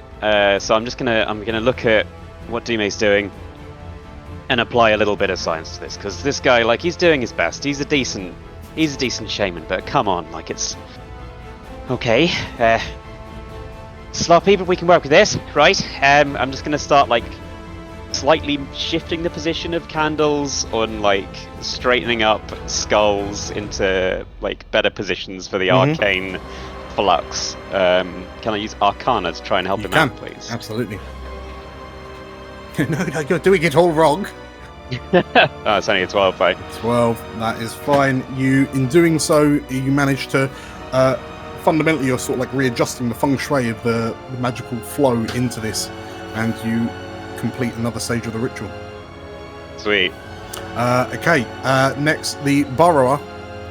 The large one rears up and brings one claw. Oh no! One claw down, and you hear a scream as one of the defenders catches the claw in the sternum, and it erupts out like near the bottom of his spine as he just pins to the ground. And as the burrower moves on, the wolfkin stays on the leg, skewered. It then turns like a little wolfkin kebab. a little. I mean, I like these things are like the aliens in Starship Troopers, right? not far off actually. It will then. Anton, I would like to know more.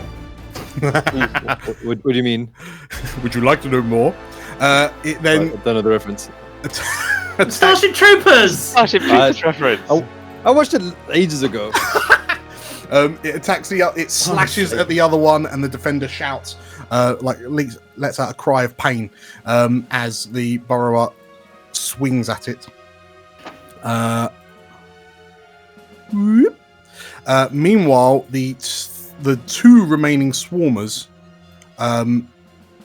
sprint. 15. Sprint towards Dume, Eddie. Hell no. As they run up to him. Back to the top. Dume turns and distracted. He will. If Dume dies, he can join the ritual. He swings out with the sharpened staff that he's got. He swings. He donks one of them. Oh, is this where you find out he's like Chirrut from Rogue One? He's just gonna be like, as one of the swarmers jumps at him, and cracks it across the head, and the crystalline chitin shatters under the weight of the staff. And, "Oh, I did it!" he shouts. Frinka. Cool. Can I, from where I am, can I steady aim the crystalline swarmer without moving? Yeah, but you'll have cover. Okay, that's fine. So I will steady aim. Free action, dip some poison. Sure. Question mark. Sure. Okay. And short bow. Okay. There is attack. So that means I have advantage. 17. 17 is a hit. Yes. Plus 1d6. 12 DC 14 con save. I think it's dead though. Okay, so you manage to shoot it, and it's straight it collapses and starts thrashing as if nothing else, the poison starts coursing through its veins. Bye bye. And it drops dead. And Dume, "Ayou!" he shouts out. Anything else, Frinka? You're welcome, creepy man. Done. Galena. Yeah. So I will bonus action. As I run past Dume, splash some glittering dust over him, which will act as a distraction, casting Sanctuary on the boy. Very good. He's sancted. And over here, let me see. Yes, I'll use Mind Sliver. Rather than digging in my bag for anything, I just point at the thing with my crystalline hand, and the light kind of starts to refract through it, and then flicks out towards it. Okay. I'll blast Mind Sliver. Get Mind Slivered. Okay. So first time you've used your crystal. Oh dang. Oh, Mind Sliver is a great ability. That's good. Yo! Hello rolls a 1. That's not good Let's enough. Go. Okay, roll for damage. I shall. 3. Haha! 3 damage. So the creature kind of squeals as you reach into its mind. You find yourself being able to. Perhaps there's a connection between you and the creature as you're able to reach into his mind and start scrambling, effectively just doing this with your fingers and scrambling around what's going on inside. And the creature thrashes slightly. Anything else, Galena? That's me. Okay. The burrower stabs down on the wolfkin in front of it. The wolfkin dodges to one side on his bad leg and dodges a second time. And the burrower. Oh yes! Nice. Let him go. Burrower seems He's doing his part. Happy. Okay, so Galena and Frinka, as you kind of keep an eye on Dume and the ritual, with a roar in the Coroloro's glade, a horse surges forward to the individual the artist formerly known as Victor, and with a bite which hits, and a claw which doesn't. So Victor question mark shouts out as he brings an arm out, and bear horse clamps down on his forearm for 5 damage. As the bear attacks Victor, Addy, what do you do? Okay, I first off call to Horse the bear. Horse, to be my friend! And then I cast Entangle in a 20-foot cube, which will take up this space. So both must make a saving throw, strength of DC 14. Okay, so as you drop your Entangle, Atrach makes a strength save and fails. Yakov makes a strength save and fails. Nice. Oh, yes! So the two Devil. of them, as these vines burst up and wrap around them. Okay, Oh, nice. Everyone else is succeeding. great. And Lily's then just succeeding in a different way. I'm going to use my 30-foot movement to start heading towards Coroloro's cocoon. Okay. And I'm going to ask, Horse, stay with me. Okay. The bear makes a noise as you say that. I'm going to have to go around, aren't I? So I don't want Yes. to go through the terrain. That would be silly. Oh. Okay. And So as you move around, Horse will move on his turn. Yep. Okay. As you move round and the vines kind of burst out the ground, Atrach sort of like looks at you as the vines wrap around his forearms and You're making a grave mistake, Dryadia. anything else? I say, well,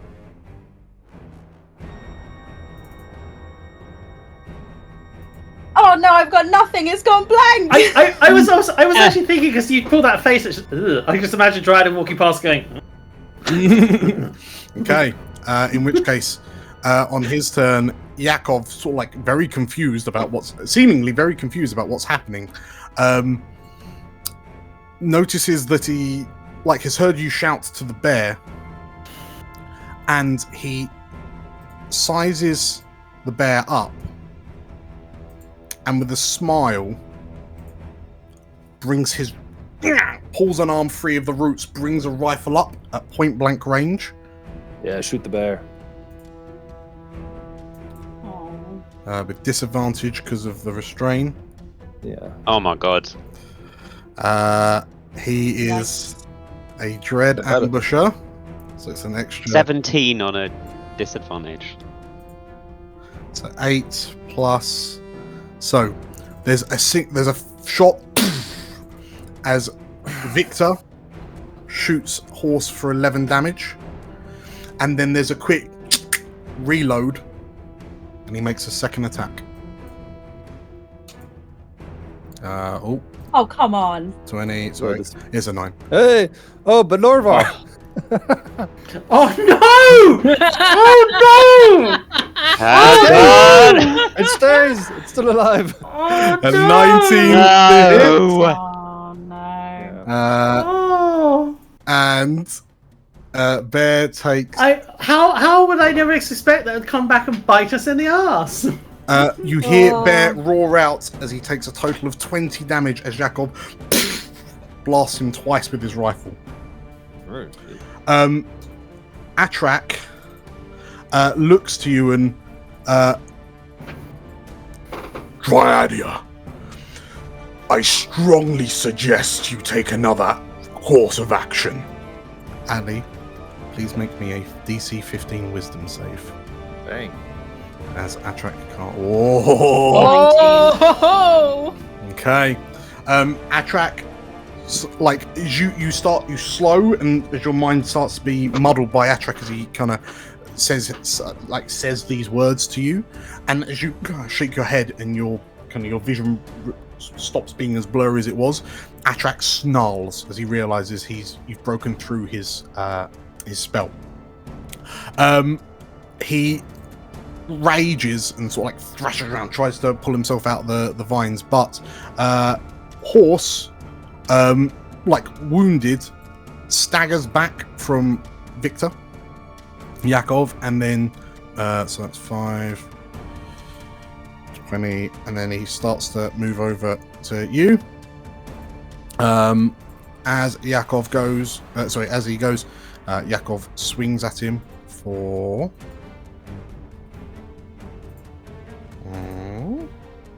It's For disadvantage. God's isn't it? sake. Oh, It's disadvantage. Don't worry. No. Oh. Hashtag Lorivar! Isn't that once per turn though, Dan? But he's a Lorivar. No. Isn't it? No. No. Oh, am I misremembering that? So it's right. So he Fails bolts. anyway. No, that's a hit on horse for D4 plus 1. So as horse goes, Yakov smacks the bear on the back of the head with the gun butt for 4 damage with an improvised attack. As horse rushes up to meet you, Addy. Addy, what do you do? Oh, my friend, I'm sorry. And the first thing I do is use my bonus action to cast Healing Word on Horse the bear. Okay. How much damage for? So that's for 6. 6. Okay, he's back up to 16 hit points. And I take her face in my hands. Please, stay out of this. And then I am going to cast Fireball. I wish.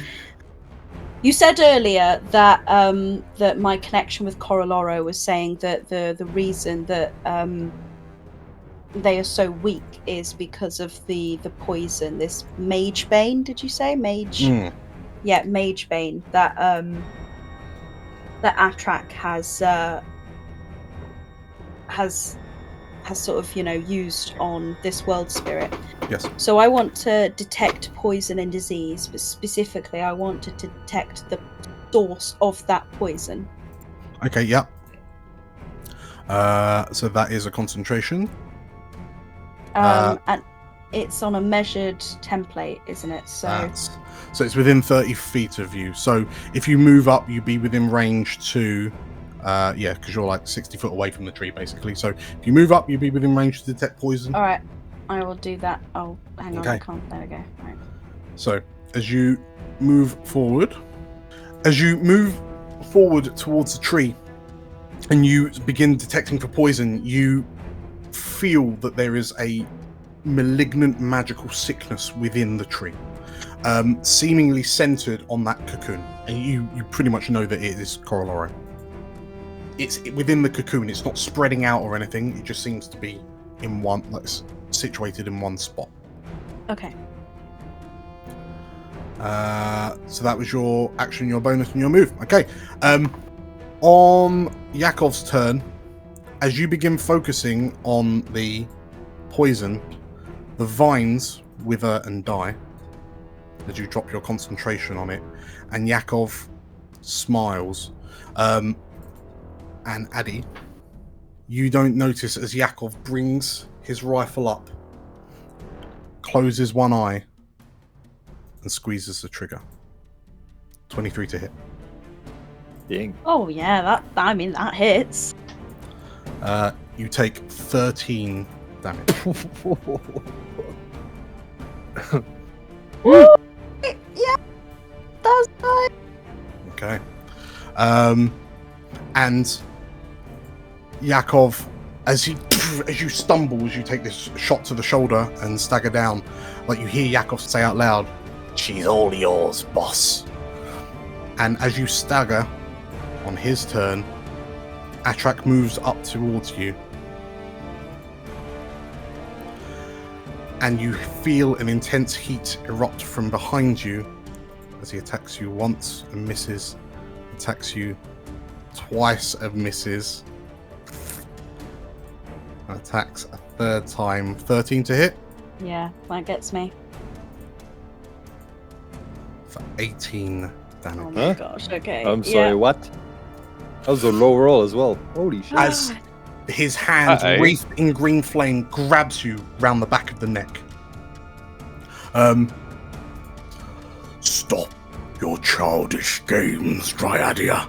Just real quick, Horse lets out a roar and runs over to Atrach and goes to bite him. He hits for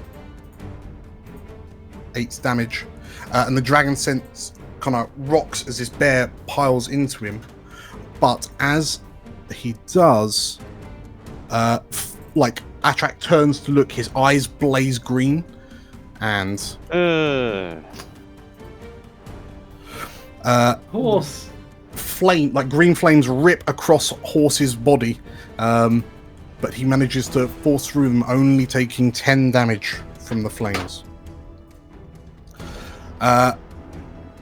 Horse then continues on to claw in a frenzy, but misses as his fur becomes scorched. Addy, what do you do? Oh boy, what am I going to do?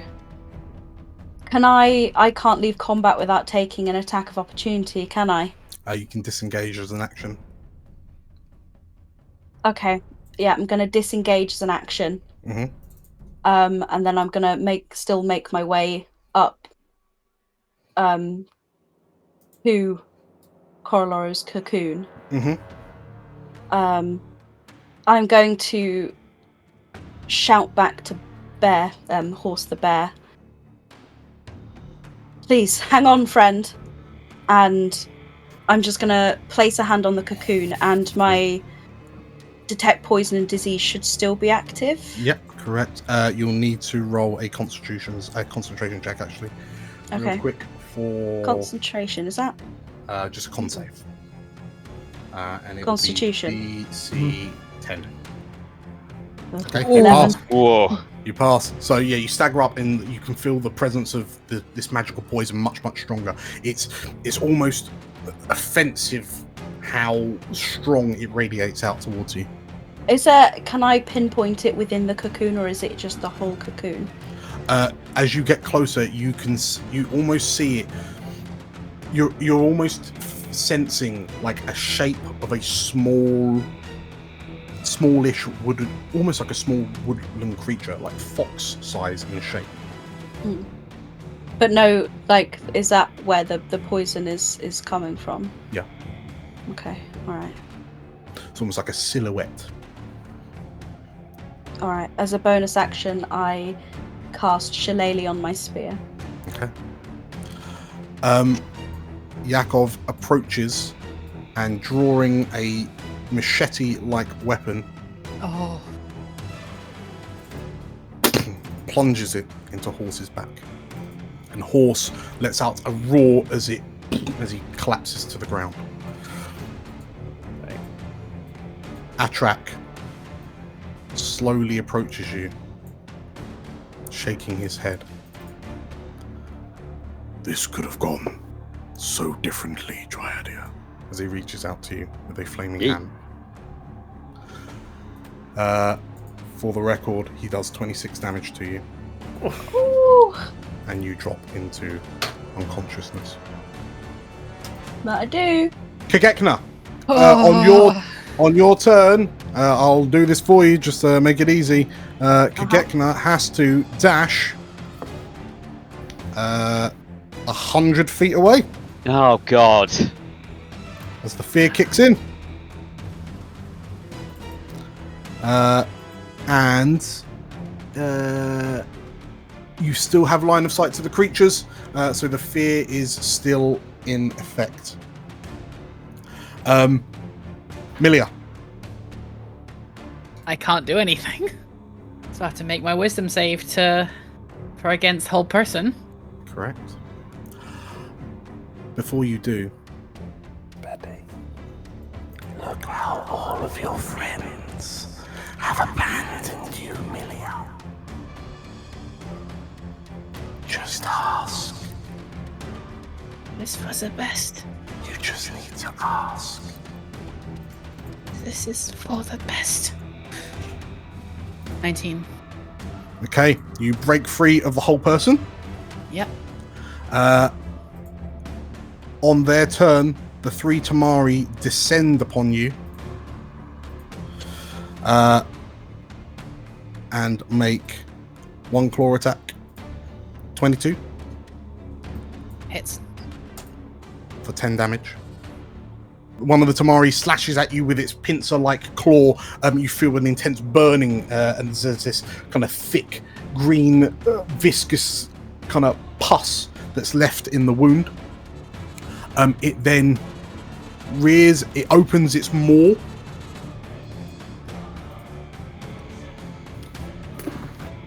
And rolls a crit with its soul drain. Bye-bye. Yeah, Dan is bored of us. Damn. What's happened?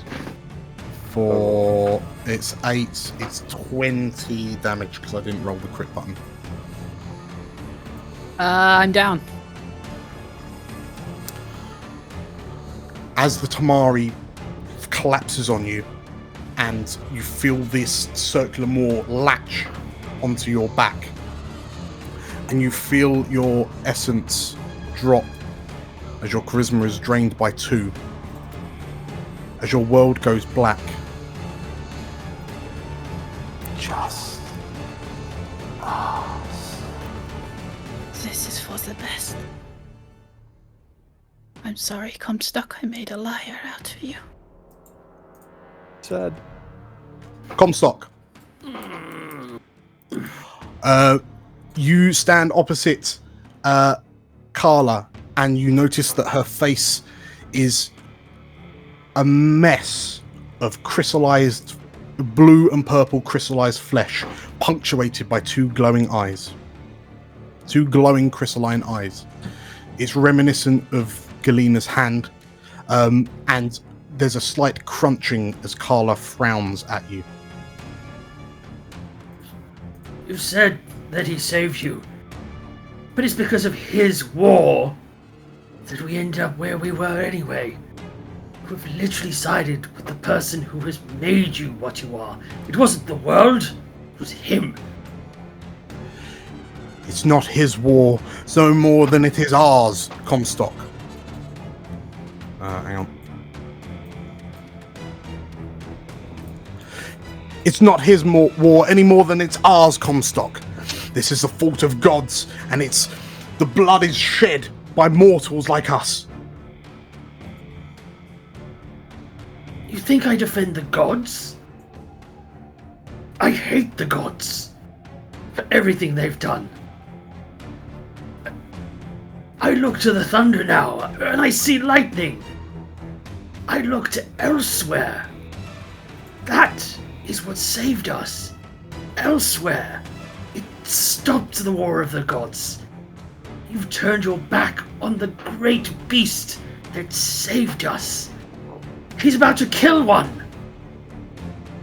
That is what saved us, and Carla, you've gone too far. She furrows her brow, and on 3, 3, 2, 1, tactical. Offensive. Yep. Okay. She tries to take a measured approach as you, with a burst of energy, you lunge at her. So you went offensive, she went tactical. Boy! Oh! Do this. Absolutely Bobby. eating her ass. Tommy for the win. So how I get 2 extra D8 on that for the crit, don't I? You will get, so it'll be 4d8. 2d8 plus 4 plus 16. Oh. So if you I'll just roll crit for 20. The cat paw. that is so roll another d8 plus D8. 8. Plus 8. Holy shit. 31 Dang. damage. 31. I imagine with that one. What did she do? She went tactical, right? She went tactical. I imagine Comstock basically sort of like lets her sword slide in, grabs it, and then just sort of slides down it, sort of scraping his armor, and just shield bashes. Okay. You shield bash it, like, as you kind of catch a greatsword, like, under your shoulder as you slide along. What? I don't know how this would work, but I've hit a crit, slasher. They get disadvantage on the next attack roll. So, yeah, you trap alive. her weapon as you slide across, and you boom, you smash her in the face with your shield, and you hear a crack as the crystals of her cheekbone shatter under your blow, and as she staggers back, you then like knock her away, and she staggers and falls. And as she looks up to you, you notice that one of her eyes is cracked, and there appears to be like a thick black sludge dribbling out of it. Yield. Yield now. She looks to you and roll me an intimidation. Or a persuasion, whichever you want. Let's go persuasion. Okay. She looks to you with her broken crystal eyes and Dume. Oh. Dume. Busy. Oh, yes, I did it. Yes. Yes. Go me. Come on, we need you I love now. he's not even sure he's able to do it. As he's just like swinging, he's like splattering. Frinker, you get a couple of splats of crystalline, like swarmer blood on your face as he's swinging that. They want staff. it! And I think we're getting there. He shouts. Frinker, what do you do? Can I steady aim the big boy? You can. Alright, steady aim. Alright. Short bow. Attack. Advantage. 17. That is a hit. Damage. Plus There is an ally next to him, so you get sneak attack. Yes. 13 points of damage, and I'll do the arrow thing as well. Oh, yeah. The poison arrows, yeah. So can I get a DC 14 con save? Minus 1d4 from Vicious Mockery. Yes. Yay! Yeah. Save. Okay, rolls a 16, so it does pass. So the poison like embeds and floods through its system, but it seems to be able to resist the majority of the effects. So Galina, your poison is not working! Never does. What's the poison damage, and is it half damage? Yeah, no effect on save. Okay, fair. Okay, anything else, Frinker? That's my turn. Okay, Galina, the crystalline burrower is just like one of the shoulder plates is cracked as this arrow, Frinker's arrow pierces it. Wait. All right. So I'm gonna stop for a second, then pull out the vial that is the substance I brought that was for like slowing the spread of the crystal growth. Yes. And I'm gonna chuck that at this crystal thing and see if it works. Okay. In the form of a ray of sickness. Okay. Pew. So as you lob this 13. thing, so as you're about to release it, you realise that your shot's going to be a bit wide. Do you want to? Have you got inspiration?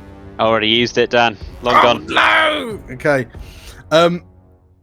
As you throw the vial, the creature notices it, brings a claw up and bats it away, and the vial is ricocheted off and dong dong lands on one of the pews nearby. Ah, these bloody big arms. Anything else, Galina? Okay. Can I do any ritual stuff, or is that going to be a full action? That'd be as an action, yeah. Dag nabbit. All right. Any useful bonuses? Not really. Okay. Yeah, that's fine. I'll just I'm just stand behind this bench. Okay. The burrower, sort of like has been shot, like deflects the vial away, turns to look to you, Galina. It lashes out at the defender, the wolfkin, and like bats them away, and they crumple as they hit the ground some distance away. It then screeches and begins running towards you, clambering over the pew, and lunges out at you with another one of its claws for 15 to hit. That is just a hit. Okay. It does 8 damage to you as it slashes against you. Is that all you got? Dume, oh, no, hello, oh, it's getting closer. Ah. And he gets one step closer to summoning the spirits. Frinka. Same as before, short bow with steady aim. Dang, 12, miss. That is a miss. So you go to shoot and it scoots past it. It's difficult to get the shot as this thing starts grappling with Galena, given that she seems bigger than normal. Yep, it's my turn. Galena. Alright, fine. I'll channel through my hand again, just grab it by the face and dissonant whispers it with my scary hand. Good. You reach into its mind. It makes a DC 14 wisdom save. Passes. Of course. Oh. God damn it! Half damage, however. That'll do. If you roll the damage, I'll take half. Wasn't really here for the damage, but yeah, 4. -4. Okay. The creature kind of roars as you grab it round the front, but you sort of as it starts trying to bite at your crystalline palm. The burrower, like is biting at you, but you notice, like as it bites you and it kind of pulls away from you, you notice that its attention is raptured by what now appears to be a swirling miasma of magical energy around this bone pile as Dume approaches the completion of the ritual. It skitters round you and with 2 lunges. Oh, it has to do a wisdom save because he's sanctuaried. Very good. Very good. I think it's wisdom anyway. Yeah, wisdom save, presumably 14 as well. Okay. Fails a wisdom save. Hey. So it leaps at him and like scoots over, like goes to attack, but just can't seem to, like it's moving through water, and it stops and it screeches and instead turns its attention back to you then. Beautiful. It worked out well. Love it. So with its first attack, it rolls a 21 to hit. For 9 damage. Sweet, let's go. A second attack for 11 to hit. That's a miss. Okay. So you take a further 9 damage as it slashes at you. Dume. Keep the ritual going, Dume. And with a 14, there is a burst of magic from behind Dume. Do we get a sky beam? The magical energies. It's an anti-sky beam because it's going into the block. Oh. And there's a the concussive force that blows out from the skull pile. You're all knocked away and you're knocked prone. But as Dume's rocked onto his back, giggling as he hits the ground. And I want to be like Dume when I grow up. As you kind of sit up, like you smash through the wooden pew as you're blown away. But as you turn and look, you see that surrounding the skull pit are a number of spectral figures, with each of and where their heads would be, you can see one of the skulls floating in space. Sick. And Dume just starts like clapping jubilantly as the ritual is completed. From lying on my back, I'm just like, woo! Milia. That's me. Make me a death save. Oh, I thought you'd never ask. Privately. Go. Disgusting. For DM eyes only. I think you can select that in the chat. Yeah, private GM roll. Blinds GM roll. Thanks. Also, not even laying it, so no, amazing. Oh. It played it. I heard the sound effect. Yep. As you hear the voice of Rixala tempting you, you feel a surge of willpower in you as you open your eyes and you feel one of the creatures latch on your back as you just rolled a 20. I know. Ah, yay! Milia, you awaken with the 3 Tamari around you on 1 hit point. What do you do? Well, I'll give you a turn. It seems like the gods aren't ready for me yet.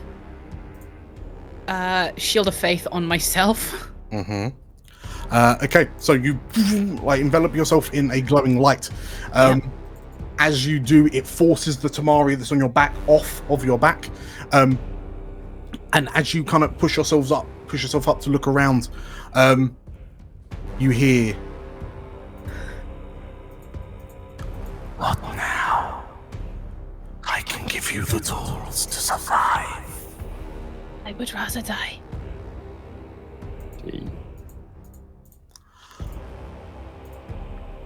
the Tamari look to you, and the first one swings at you now with your spirit weapon, your Shield of Faith. It misses with its claw. 25 to hit with its Soul Drain. God dang. Yeah, that hits. Oh, down she goes. You take 6 necrotic damage, and your charisma drops to 9. Comstock. Mm-hmm. You look to Carla as she picks herself up off the ground. You've just told her to yield, and she looks to you with this kind of black sludge trickling down her face. You then hear a boom somewhere within the village, and you turn to look, and you can see sort of like dust billowing out from near the entrance of Ekabosdir. As you kind of study the moment as quickly as you can without kind of taking your eye off of Carla for too long, you notice what appear to be spectral warriors with skulls within their heads, soaring through the village, cutting down swarmers as they encounter them. And they look remarkably like Wolfkin. Oh, Galena. Carla notices this as well, looks to you, takes a step back. As you say that, she doesn't respond. She simply spins on her heel and slashes upwards with her sword, and a rent is cut in the space behind her. And as this rift opens up from the sword that she wields, you see what appears to be a forest glade. Through the rift, you see Atrach. You see Victor, and what appears to be a prone Addy and horse.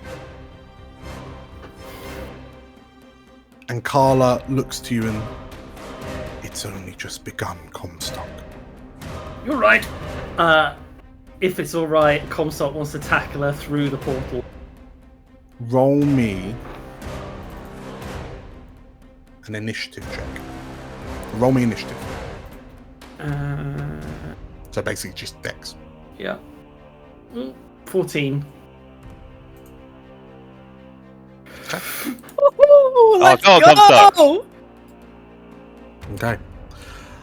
As you charge at Carla, and as you drop your shoulder and catch her in the stomach, you fling both of yourselves through the rift, landing with a crunch. As Carla lays splayed out on the ground underneath you, you look up and you see that Victor has turned to look to you, and who the hell is he? You hear Victor shout out in a voice that is not Victor's. The name's Sir Carmichael Comstock, Knight of the Hill of Hugelstadt. Atrach and Victor? I'm here to end this. Was the Stormbearers my witness? It ends today. in which case, as you do that, let me shrink your token down. Let me move you back into... the two of you into the glade. Sorry, Milia. Sorry, Galena. I'm fine.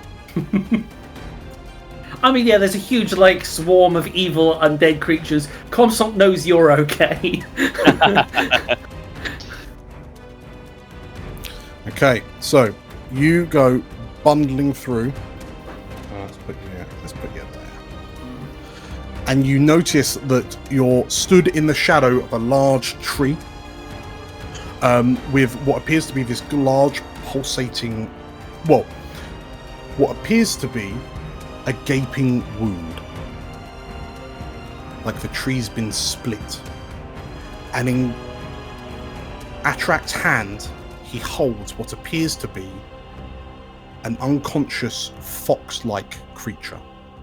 Next to him is a prone Addy, who's seemingly unconscious, and stood, laid on the ground behind Victor is Horse the bear, with multiple wounds in his back. Atrach looks to you and... An unexpected surprise. She taught me well. I'll do you a deal. I'll give you back the Keeper for your peace. I have a better deal. Fuck off. He reaches down and his flame envelops in green flame as he grabs the back of Addy's head. Choose your next words very carefully, knight.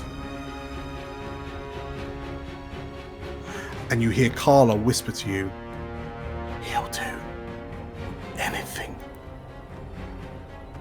I know, Carla. I'm sorry you've chosen poorly. You should know me by now. I can't let anyone suffer. He has my friend. And he has that entire town in the grip of his hand. If I don't do something now, everyone suffers. And I'm sorry that you couldn't see that. And he reaches into his belt pocket, takes something out and puts it on her chest. It's like a rolled up scroll. I don't need this to prove who I am. I know who I am. And he just, at a dead bolt, charges towards that track. Okay.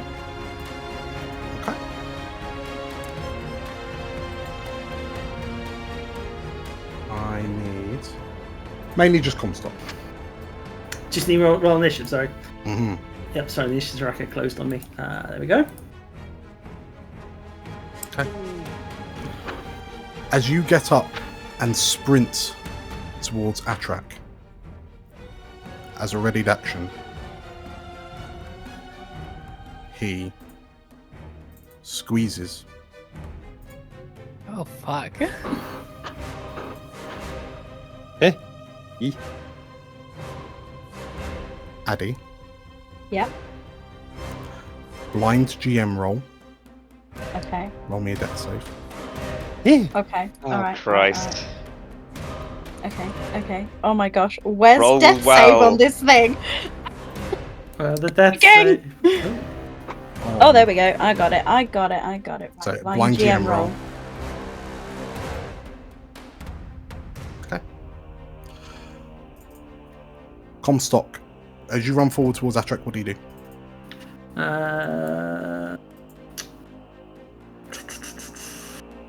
Oh, it's just literally following proper still movement things. Yeah. I don't have enough movement to get to him, but I can run, but then I can't attack. What do I have that does a? Do I have anything on the dex? So if anything on the dex, I used my action surge earlier. Can you chuck anything at him? Do you know what? Yeah. It's a stupid thing, but Comstock, Captain America's his shield. Okay. Just literally from it. Sure. Make a standard attack with your greatsword. We won't worry about improvised or whatever. Cool. 25. Wait. That's a hit. Roll for Holy damage. shit! Damage. I'm going to also, because I'm going to play this fair, I'm going to unequip my shield. There we go. Doesn't. No, you Captain America it bounced back. I am not Captain America though. It hits Eddie in the face. And I guess he's going to take his sword in two hands. Throws it off and then takes his sword in two hands. Yeah. Right. 10 damage straight to 10 damage. Atrach's face. So, you throw the shield and it, the point of it carves across Atrach's cheek.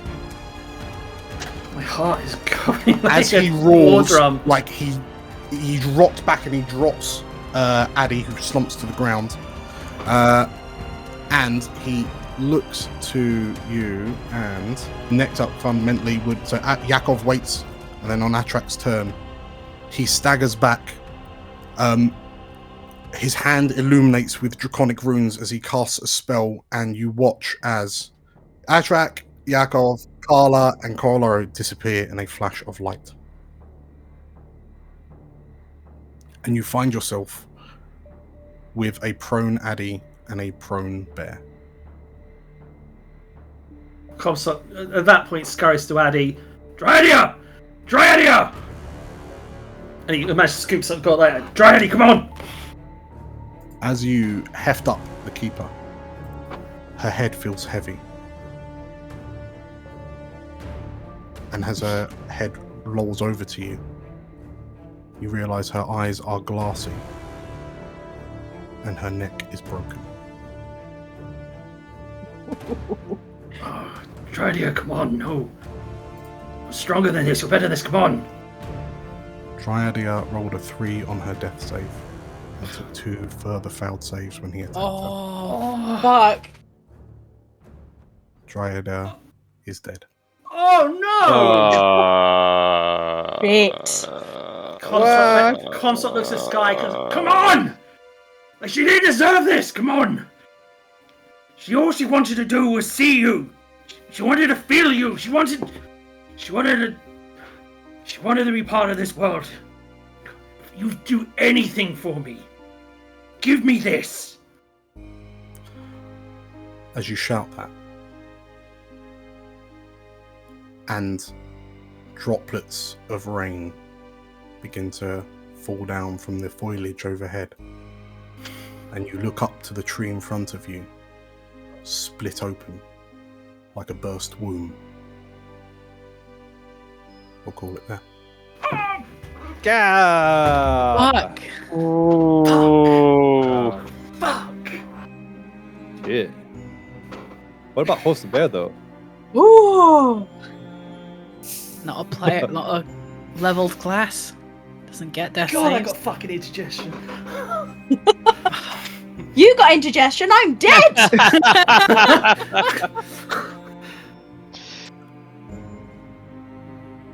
Okay, so that's gone great. So we have one of us who's gone evil, one of us who's dead, one of us who might be dead in about 3 seconds.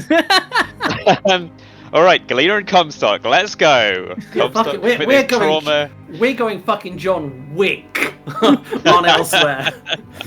You know, Atrach is gonna rue the day. He's gonna like fear the name Comstock and Galena.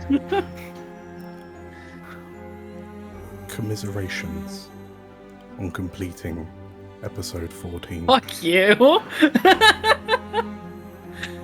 Fuck. Hot dang. Spicy episode. And welcome to level 5. It doesn't feel Do I level a character? How does this work? Do you level a dead character? That's my question. Do I level up a baddie? Is that what Oh happens? shit. Oh my god, Dan. Oh It's alright, we'll put your skull in a pile, and then we'll have Ghost Daddy back, it'll be fine. Oh. I fucking applaud you, sir. Nice one. Great game.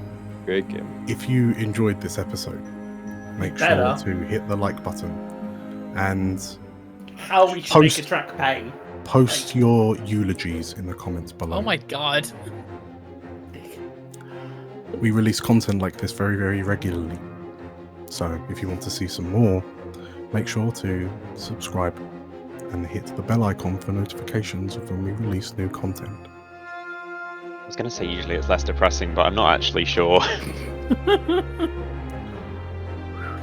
And with that said, thank you for watching or listening. Thank you for playing. I'll see you next time. Yes, you fucking will. I'm coming back, and I'm What's gonna happen? Bye bye bye bye. Bye, everyone. No comment. I'm dead.